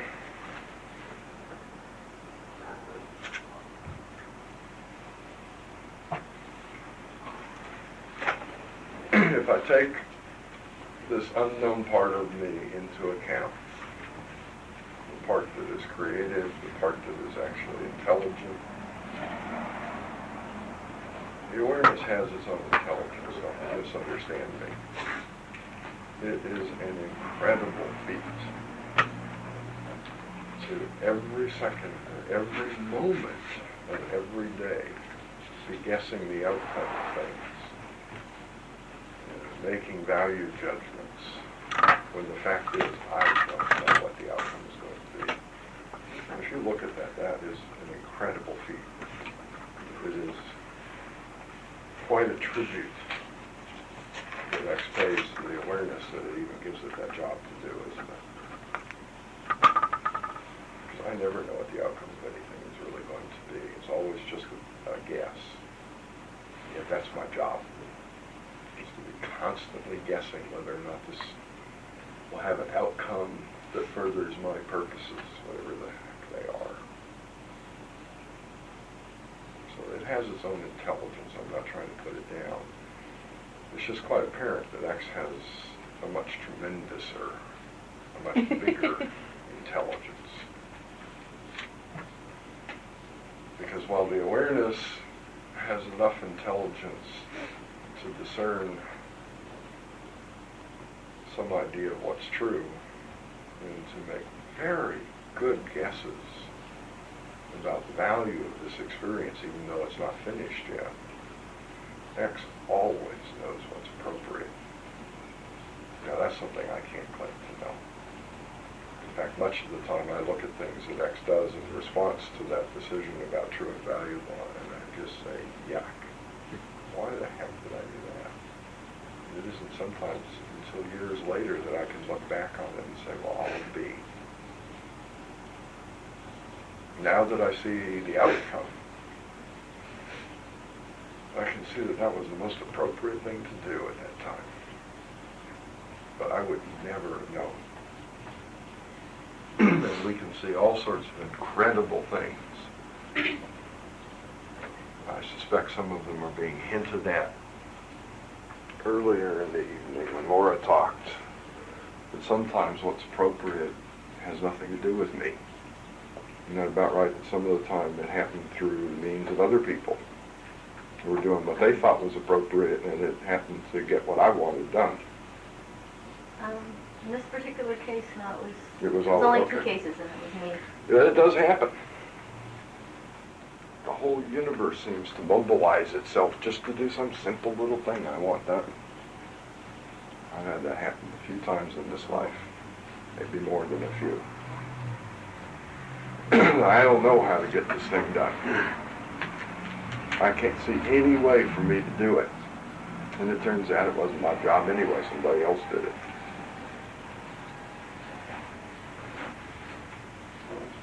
So there seems to be a vast intelligence at work in this part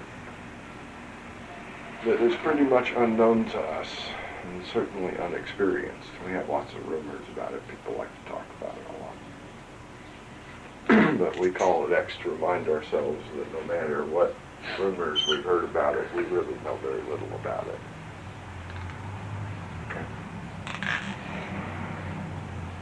And I've noticed that that sense of being incomplete is so complete. I love puns like that.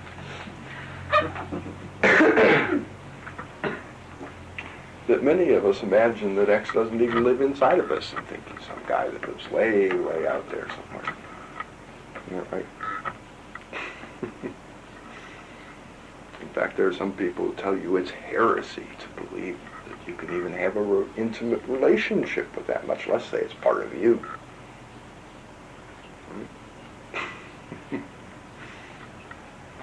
But facts are facts, no matter what stories we tell.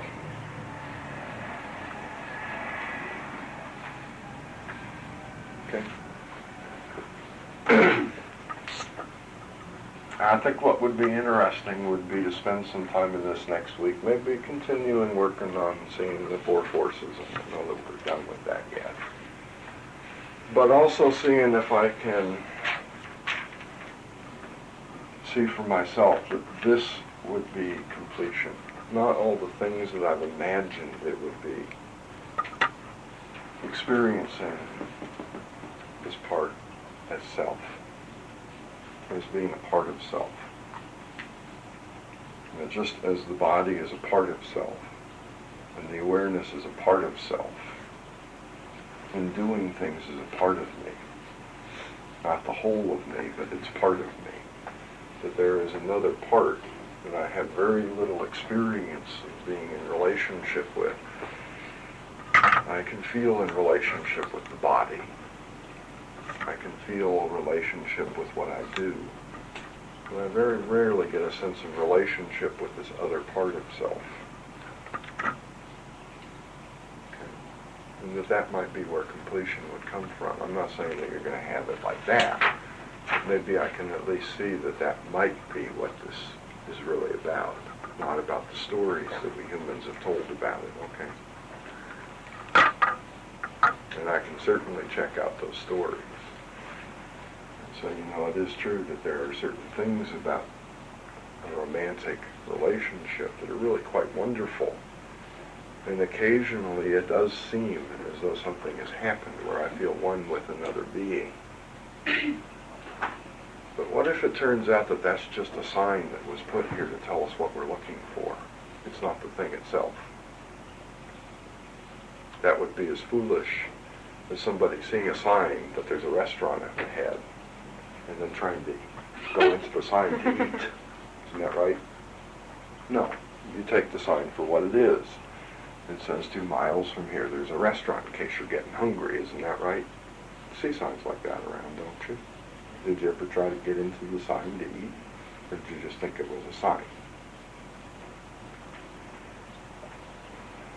It doesn't satisfy that hunger for What about completion. meditation? Because sometimes I think you can find a similar feeling of completion when you meditate. Yeah, let's just leave the question as a question without the story for, okay. Meditation is called mental masturbation. And you're right, you can get all sorts of odd effects. Most of them, by the way, are quite damaging to the body.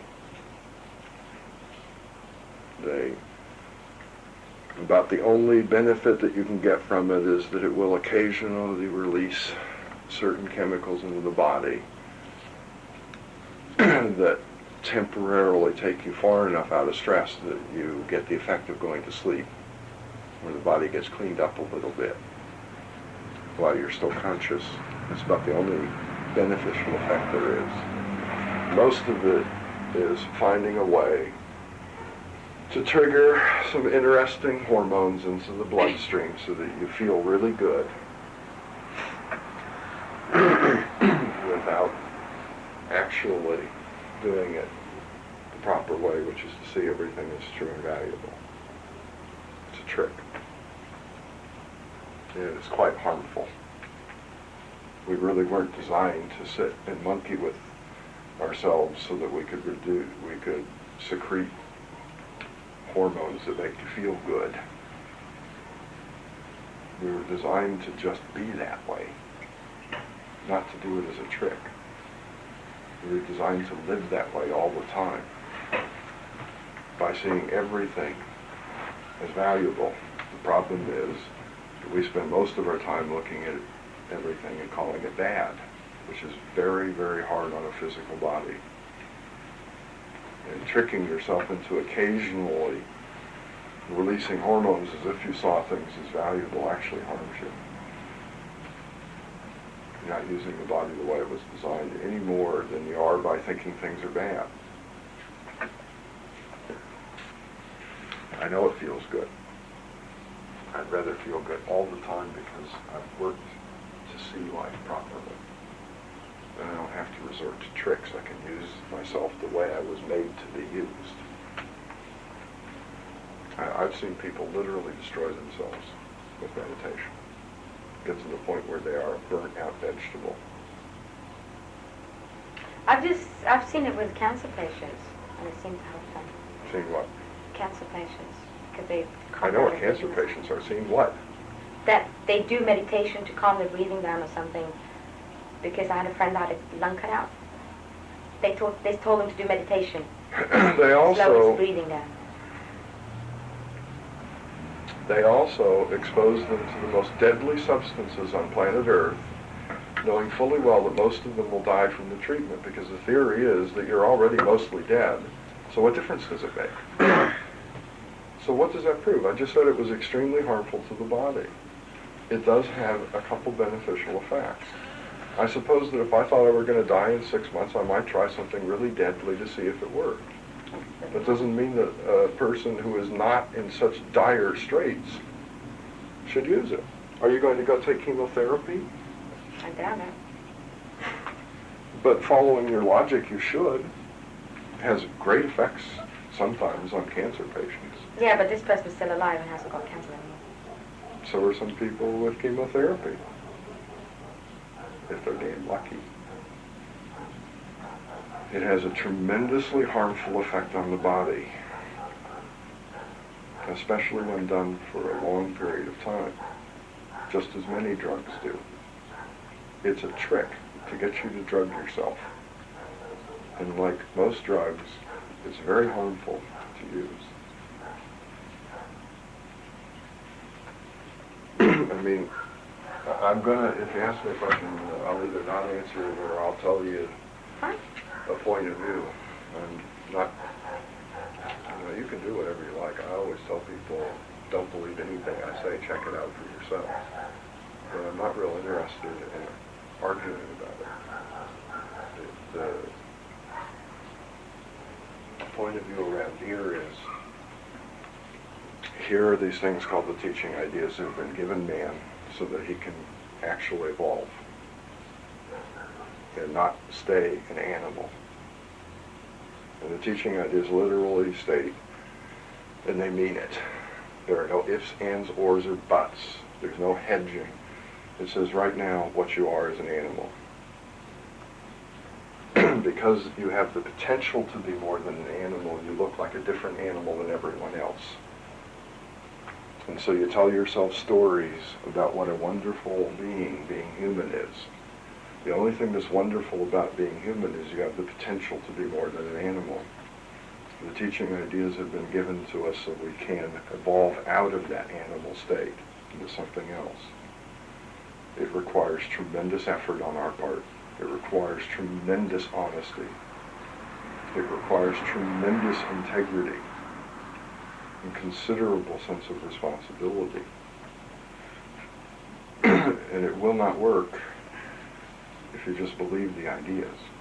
The ideas only work with people who go out and say, I don't believe this, but I'm going to find out for myself. An idea will do nothing for you, except give you something to think about. But observing an idea as we're experiencing living, taking one simple idea for a period of time and observing it, and looking for contradictions, in other words, saying, I don't believe this, has a tremendous effect on the awareness function, which is the part that can make this evolve and happen.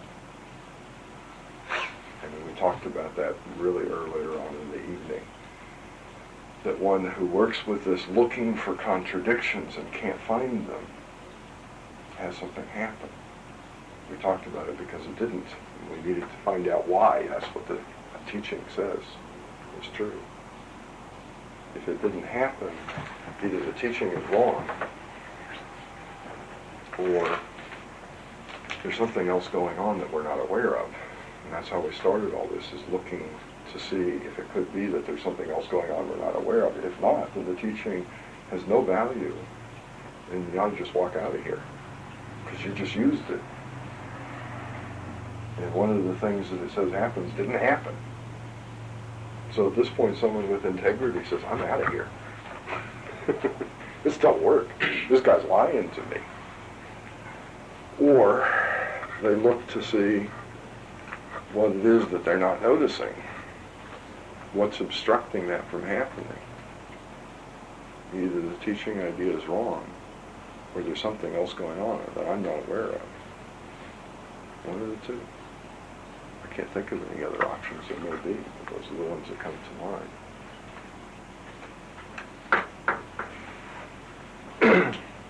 And right now what we're saying is that the awareness, we haven't said why yet, I hope to get to that point in a moment, is saying that this thing that I have seen as true is not valuable to me. So it's not having an effect. It's very easy to see if you continue using the teaching ideas.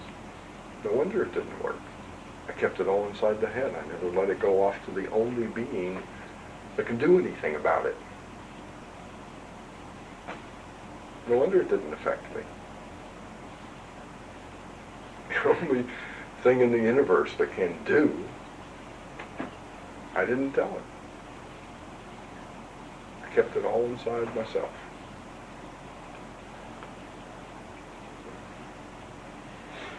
Any other questions or comments? What exactly are we supposed to be doing by way of homework? Sit out. What exactly are we supposed to be doing by way of homework? Yeah. Okay, so that's one thing we're going to look at is that may be what will complete me. I don't know. But I'd like to at least entertain the idea for a while. And the other one is to begin to be aware that this is even there. All of the teaching works out of this simple relationship that was drawn up here. The awareness sees something as true and valuable and X does what's appropriate for that. That's how everything works, including evolution. On a spiritual level, everything works that way in a human being. Actually, it works that way in any living thing. It's just that the awareness in most life on this planet has been so specialized that it can only see certain things as true and valuable. It has no way to see things clearly because its form has been specialized for a particular function. The odd thing about human beings is that we're the most unspecialized animal on planet Earth. That was by design. There's nothing that we do well, but we can do just about anything. And through intelligence, we can do it better than any animal that does it great. But that lack of specialization means we can perceive anything. A dog can't do that. Dogs are specialized to sniff, to smell. They don't see too good. All the information that comes to an animal from a very good sight doesn't get to them. Their universe is very small. Cats can't do it. They've been specialized to murder. They have. They're some of the most efficient killers on planet Earth. Their entire form has been specialized for killing. So the result is that they think everything is something to kill. Yes, everything. It's very amusing to us. We enjoy it. As long as they're not big. As long as they're not using us. Not super fun to be around the big ones, you know. Could actually kill me. But think about what the universe must look like to a cat, where every motion is something to pounce on and play with until you finally get bored with playing with it and you murder it. Even when you're not hungry. I've seen cats kill things, play with them for a while, kill them, and then walk off. They didn't even want to eat it. They just wanted to kill with us. What they're specialized for. Human beings are not very well specialized. It means that the awareness is open to perceiving anything because it's not limited to a certain specialty. We've been specifically evolved to be able to have a conscious relationship with the Creator of all things, which is part of all living things, not just humans. Humans are the only ones that can have a conscious relationship with that. So it's just built into our genes to know that we're missing something by not having that. So we all walk around with this sense that we're incomplete. X is not stupid. He knows that you wouldn't look for him if there was something, nagging away at you all the time saying, you got to do this, you got to do this, you got to do this. So it's just built into us genetically to have this feeling. I've never met one human being yet that hasn't had that feeling. I don't think a lot of cats have that feeling. I don't think they go walking around, saying, oh, there's something missing in my life. If I could just find what that is, I'd be okay. But then they don't have the potential for this, so it would just be torture for them.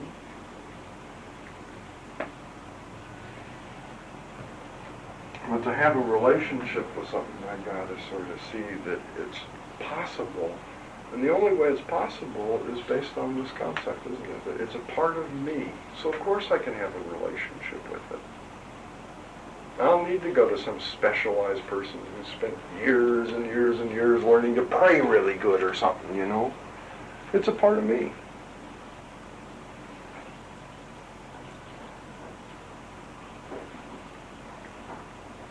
But I gotta see that it's always with me. That it's always there. Everything that I do is done by that being. I claimed to do it, but I didn't.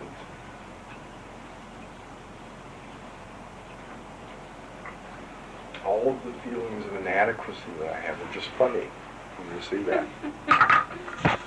Oh, I see. In other words, you're saying that life can do that. Everyone can do, but you're kind of broken,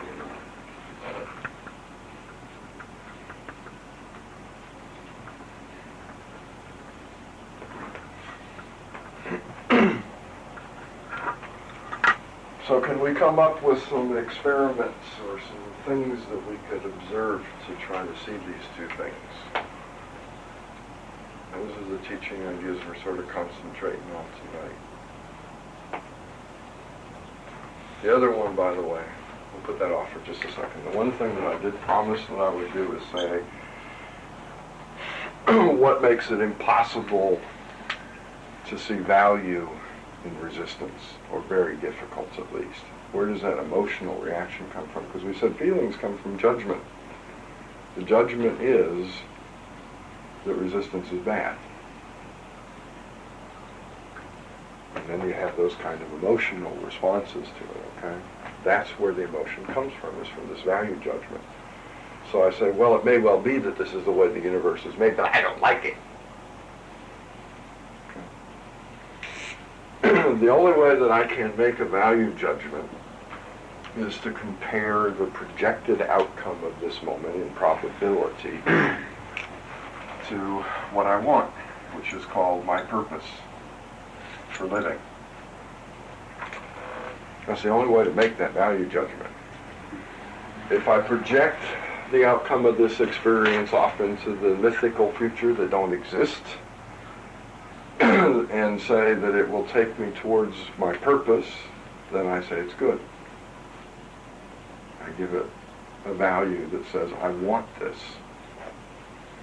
If it takes me away from my purpose, then I say it's bad. It's the only way I can make that value judgment, isn't it? Otherwise, I just project it off into the future and say, well, I don't know whether it's valuable or not. I know it probably happened this way, but I don't know whether that's any better than anything else. Because I don't want anything. If I didn't want anything, then why would this thing be any better than any other thing?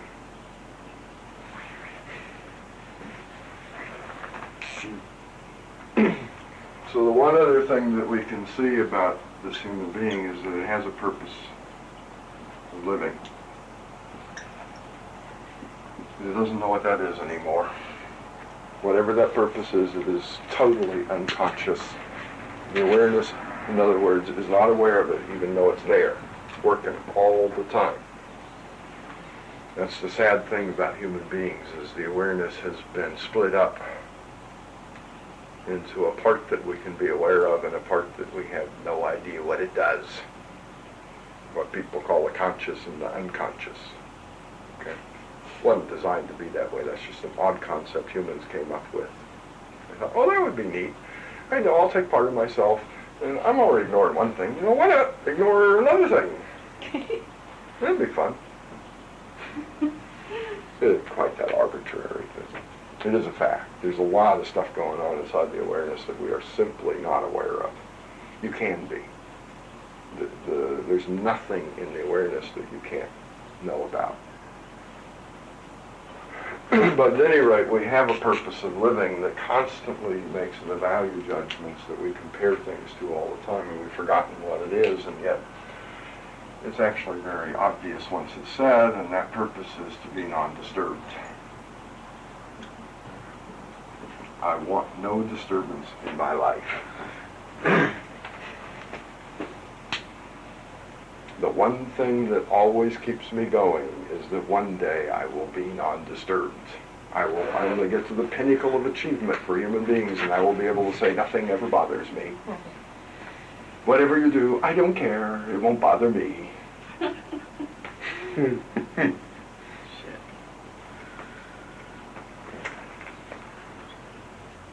Pretty strange purpose for living, isn't it? The only value that I put on anything is whether or not it'll give me disturbance or not. And quite often resistance is disturbing. It's just all there is to it. I said I wanted to do this, and this thing comes along and says, you can't. I'm not going to let you.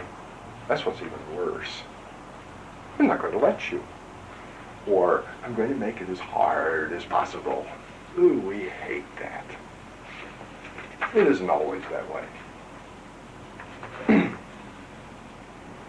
The resistance to walking most of the time is just gravity. A few other things here and there, but that's the basic resistance. That's not so bad. Unless you've been doing it for a long time and you get certain other resistances from dealing with gravity, isn't that right? Well, poison buildups and things. Not too pleasant. That disturbs me. See, that's what this idea of disturbance eventually comes down to. If it provides me with pleasure, I call it non-disturbing. If it provides me with pain, I call it disturbing. So what it really boils down to, this fancy idea called non-disturbance, is I just want pleasure all the time and I never want to have pain, and how you could live with that, I don't know. You need the pain to tell you when you're being damaged. And yet we've made it the entire purpose of our life to never feel pain. We have companies that make millions upon millions of dollars a year doing nothing but selling drugs to people so they won't feel pain. And what do most of them take it for? Headaches. Isn't that right? Mm-hmm. The primary use for painkillers on planet Earth is for headaches. What is a headache telling you? Your lifestyle sucks. That's what a headache tells you. Your lifestyle sucks. Well, I wouldn't want to take that as information and look at my lifestyle and say, what could I do to live better? You know, so it'd be good for me. No, I'll just go buy a drug that shuts him up. So stop telling me that. I like this lifestyle. Stop telling me it's destroying me. Okay, fine, we'll wait till the body falls apart and you have some horrible disease. Then we'll tell you, okay? I'll never tell you again until you're really, really fucked up. Excuse the language, but I don't know how else to say this, you know. That headache is telling you that if you keep going this way, you're going to be in deadly trouble. So we tell, like, just shut up. Because my purpose is to be non-disturbed, and pain disturbs me.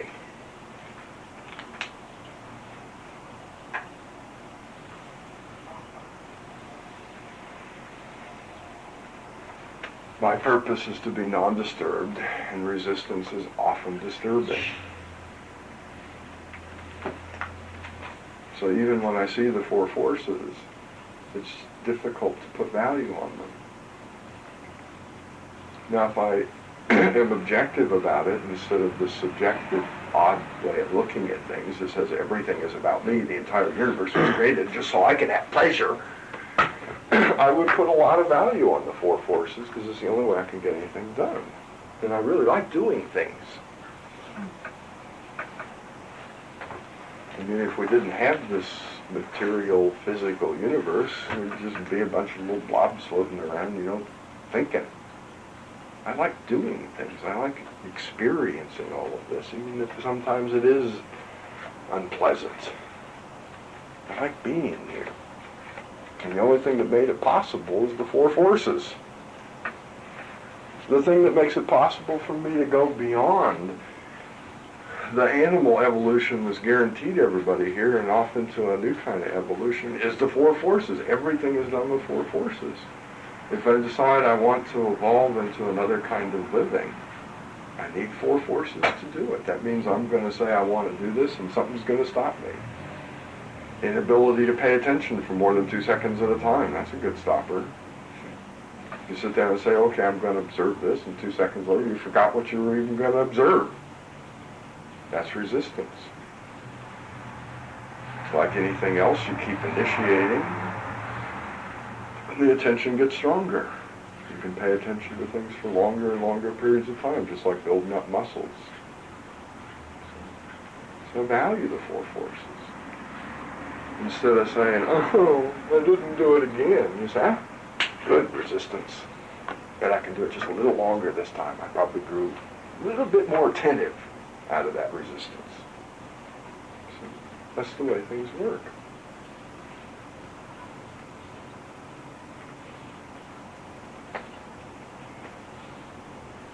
So from the teaching point of view, this is sort of seen as a kind of perversion because it is going against whatever X's purpose is. It's quite clear that X provided all of this entire show for some purpose which we're subverting by saying, well, I want to narrow it down to being non-disturbing. Well, you came to the wrong place. And that was against the purpose of creation, whatever that may be. I don't know what it is yet, but I can see perhaps out of this that I'm working against it. Part of my growth may be to take a look at this and decide if it's really as valuable as I thought it was.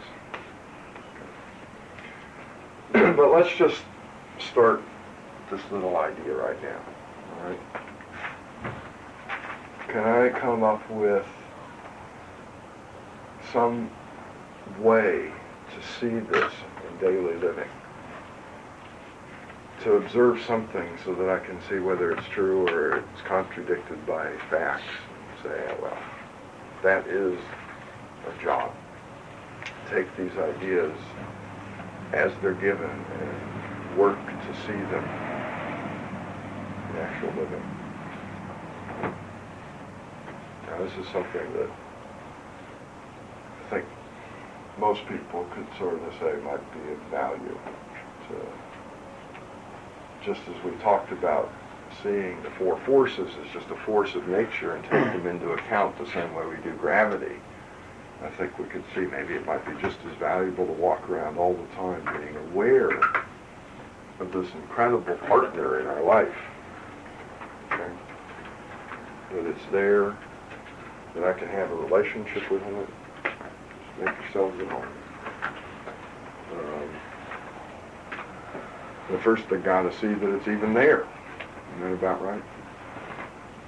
So can anybody come up with some things they could do to see this? Yes, sir. Learning to be aware of what is really true and valuable for me. That seems to be the process that I'm in.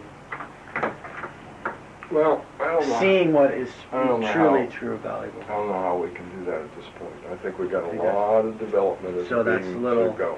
Okay. Seeing what's true is a tough thing to do when or I'm in the observing middle of... maybe starting to observe the processes that go on in that, I don't know. That seems to be my Well, it's a specific thing that we're working at observing right now, okay?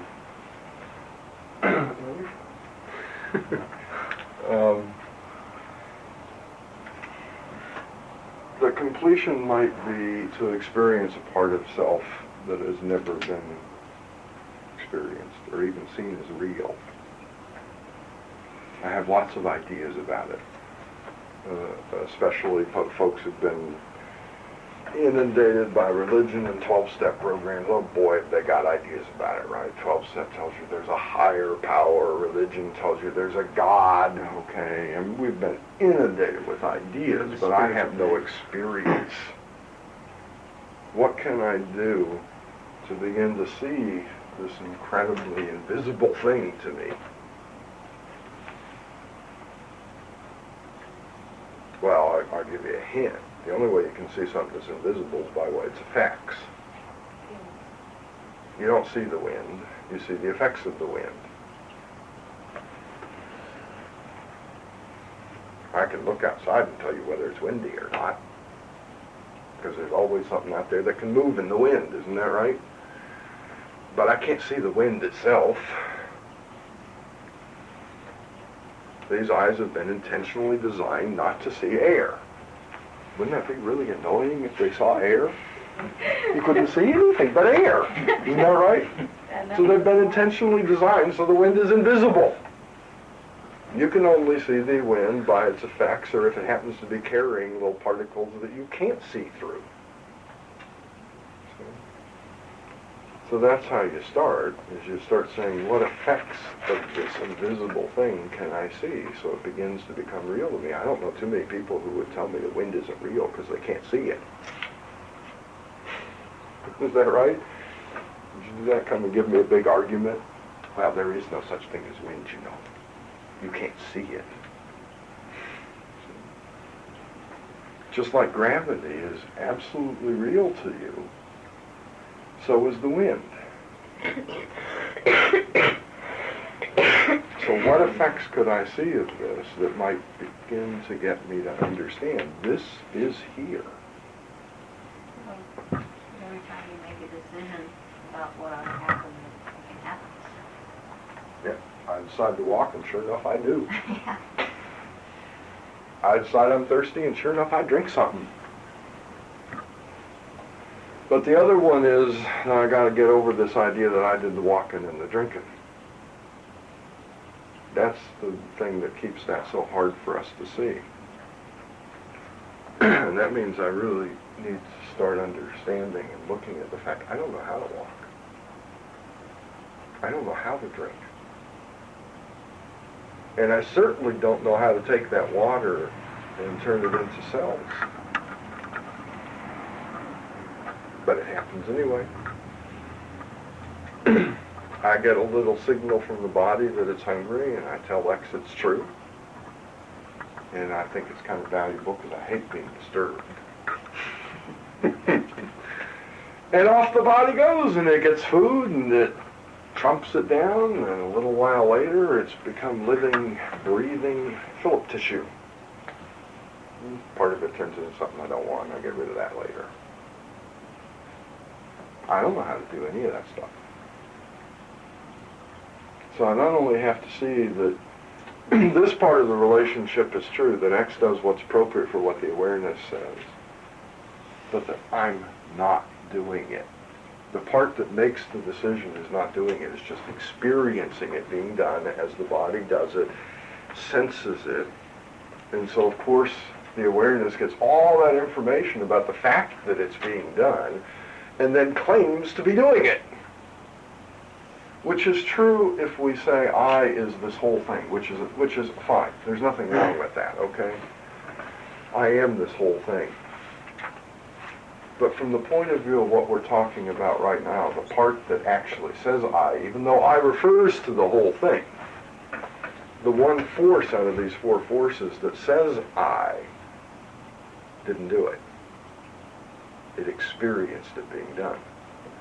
So we're going to just temporarily kind of say that I means this second force, so that we can start to see first force, not just second, third, and fourth. All right. So could I spend some time noticing that everything that I want to do is done?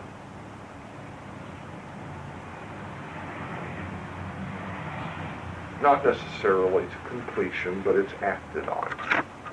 Because then, of course, we get involved in resistance. And Right. What you do with that usually is destroy yourself with it, especially if you really want it. So those things you don't care, oh, it'd be nice. That's the stuff that's easy for us.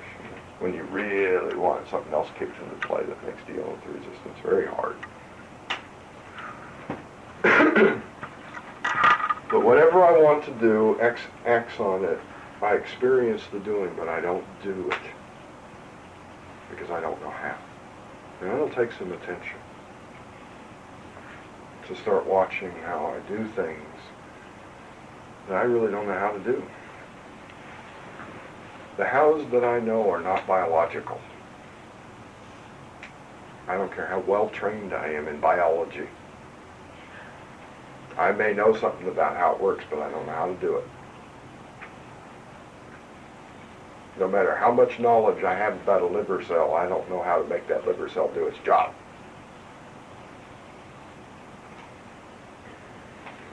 I know a lot of hows out here in the physical world, okay? To say, okay, I know that if you do this in this certain sequence, which is really what a how is, isn't it? It's a story about a sequence of events that need to occur to make a certain thing happen, isn't that right? It's basically what a how is. It's a story. That no matter how many hows I don't actually know how to do that biological stuff. Even if I do know some stories about the sequence of actions. I still don't know how to do it. But something's doing it anyway, just because I said it would be fun. Or interesting. Or at least valuable to some degree. Sometimes I do it because I think that it would be worse not to. It would be very disturbing not to, but I really don't want to. But at any rate, I put value on it, and X doesn't. That's going to take some attention, isn't it? Because it's real invisible to me. I got to start saying, do I know how to do this the next time I'm doing something? I say I do. I don't think there's anybody other than someone who studies it for a living who would say I don't know how to walk. You think that if you went out on the street corner and everybody who walked by and said, do you know how to walk, they would just look at you like you're nuts. Well, I'm doing it, aren't I? That's the way people would respond to that question, isn't it? What kind of idiot are you? I just walked up to you. Of course I know how to walk. It's obvious. Now go stop a scientist who studies the body and ask them if they know how to walk. And you know what they'll tell you? Nope. They have no idea. They have I shouldn't say they have no idea, but it is not complete at this point. The study of walking is not finished yet. So somebody who's actually spent some time looking into the facts would say, no, I don't know how to walk. It's only the people who are idiots that'll say yes. Isn't that funny? The ones who really don't know, they're the ones who will tell you yes. The ones who have some idea will say, no, I don't. So it's my job to start being like that scientist, isn't it? And say, you know what, I don't know how to do this. Something else is doing it.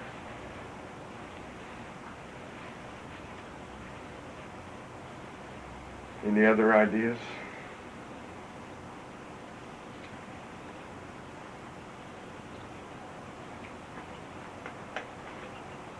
Do we need to place value on involuntary bodily functions like the heart beating, or just... Sweetheart, I don't know how to answer a need question unless you tell me what the point of it is, okay? Need doesn't exist unless there is a purpose. Need according to what purpose, okay? I don't need to eat if I want to die. What do you mean, do you need to? For what purpose? I was just wondering if it's built in, if the value is just something that's being done. You know, I asked you that question to direct the thoughts, and you chose to ignore me, as usual. It's like I'm some kind of a simpleton up here who just does things to amuse themselves. The point is that if you're not willing to look at the purpose behind that question, the word need has no meaning. Therefore, that question means nothing to you, and I ain't answering it. Nor are you, because it's unanswerable, as stated. Now, I will give you a fact on that subject, okay? If you want to really mess the body up, start paying attention to what it's doing inside. Okay? Now, if you'd like to find out about that, you just pick some little part of the body, whatever part you like, the little toe or something, that'd be okay, the right little toe, okay? And you do nothing but think about your right little toe all the time and spy on it and see what it's doing all the time. And pretty soon, I guarantee you, it's not going to be doing too good. Now, if you'd really like to hurt yourself, you could pick the stomach or something, okay? You could spend all your time watching the stomach, making sure it's doing its job and seeing what it's trying to do, and just spy on it all you like, and pretty soon you will have the worst case of indigestion. In fact, you might even have an ulcer after a while, okay? If that one don't turn you on, then you could pick the breathing, okay? And I promise you that pretty soon you won't be able to breathe worth nothing, all right? And you might even develop all sorts of funny lung problems. Or you could pick the heart. Yeah, that'd be a real good one. You don't need a heart. And you could just watch it beat and think about it and try and spy on it and see how it beats. And pretty soon you may find it ain't beating at all, and you'll be in the hospital with a little heart attack. I have never met an intelligent being yet who likes being spied on. Have you? Do you like being spied on? You think it's really neat to have somebody just going around wanting to see every little thing they're doing all the time? They got little cameras up in the bathroom so they can watch you go to the bathroom. Did you think that was just the most wonderful thing that ever was? No. Well, I don't suppose any intelligent being likes that. Okay. I don't know whether you need to or not, but I can sort of tell you what the outcome of trying it might be. You decide whether you need that or not, okay? You can't answer questions like that if you're not going to be honest about what the question really is. It's just a thought out of the mind that hasn't even been considered. Why would I need to do that? Okay. The need only exists in reference to a purpose. Now, why I would need to pay attention to the heart beating in order to see the fact that X is there when I got so many other things that I can pay attention to, like yapping. I said it would be neat to ask a stupid question, and boy, X did it, even though I'm sure X was just giggling away the whole time. He's just sitting there saying, boy, this is the funniest thing I've ever seen anybody do, but he did it, didn't he? Now, why couldn't I watch that? Okay. Even X don't like being spied on. You can get away with it. But that's exactly what you're doing when you're trying to watch the inner workings of the body that way, is you're spying on him, okay? And he's obstinate. I mean, I was making jokes about it out there. You know, I'm kind of obstinate that way. Not everybody is. But if you tell me to do something that I actually wanted to do, I won't do it. I'm real obstinate. Okay? I don't like being told what to do. I really don't like being told what to do. So unless it would really do damage to me, I probably won't do it just because you told me to. I may wait till you're gone and do it then. X isn't quite that bad. I'm an extreme case of that, all right? But I have noticed X has an odd little thing that if you try to do what he does, he has a tendency to say, all right, smarty, if you think you know so much, you do it. He stops. And you'll find out just how much you know about running the body. Okay? I wouldn't go around spying on that. I think it'd be enough just to say, you know what, I don't know how this works, and I can see that something is doing it. Something that cares so much about me that no matter what I say, no matter how stupid it is, you trust me enough to let me find out for myself that it's stupid. I mean, we can see a lot of interesting things if we start doing it. This is a pretty neat guy. Gal. I guess he's a gal in a lot of people. And this one, he's a guy. Can't make up his mind, apparently, which he wants to be. So, made about half of each. And a few who also can't make up their mind. He likes doing that one occasionally, too.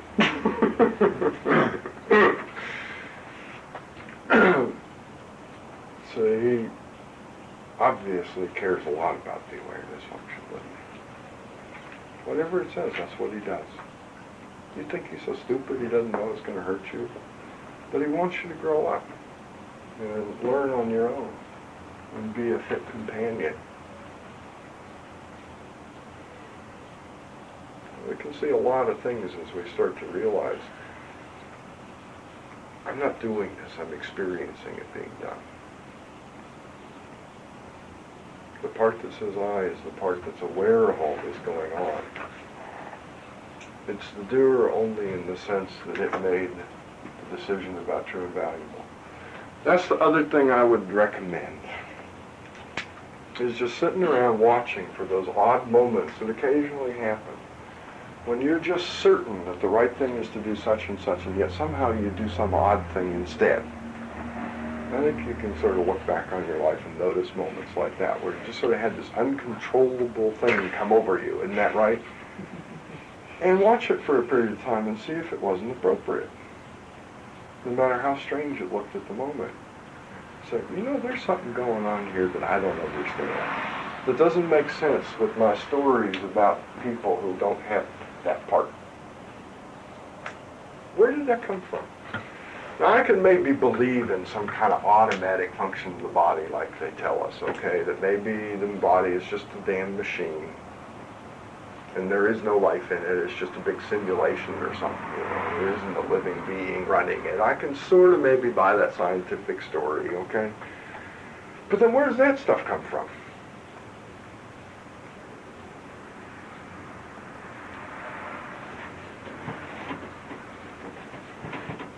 All of a sudden our science sort of goes, poof. And I can look at other things when I make a decision that something is true and valuable and I just can't see any way. And sometimes it seems like the whole universe just conspires to get it done behind my back. And I'm just presented with this fait accompli, isn't that right? It just comes up here and says, knocks me on the shoulder and says, done. And you find out how it was done, and it's the most amazing thing sometimes. It took this whole chain of coincidences, as folks call it, you know.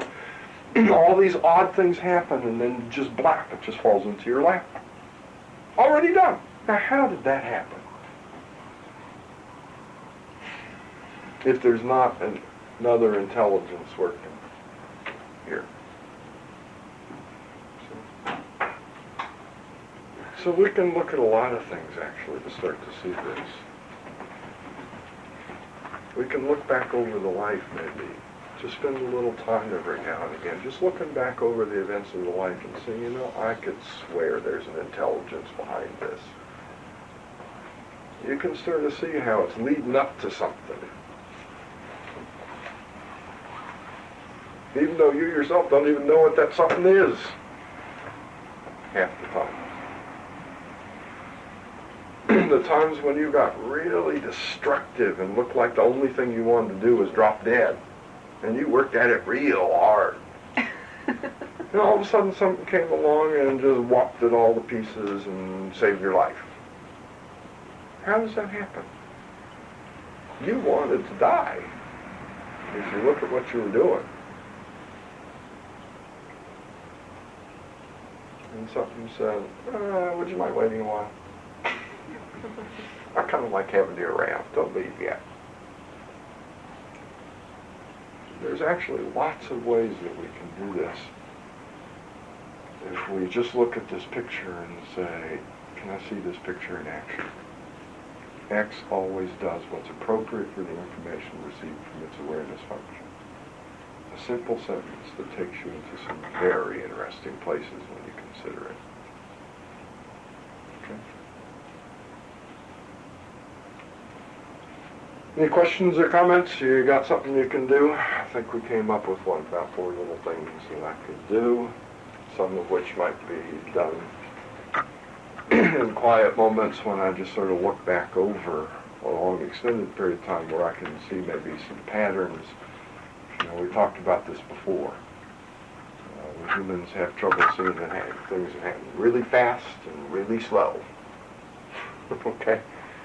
But I can sort of look back over a long period of time looking for relationships this time. And maybe see some things that have escaped my notice in a few little quiet moments I have. Questions, comments?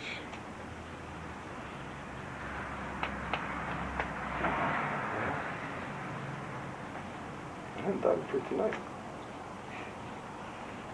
Thank you. Sorry it went so late.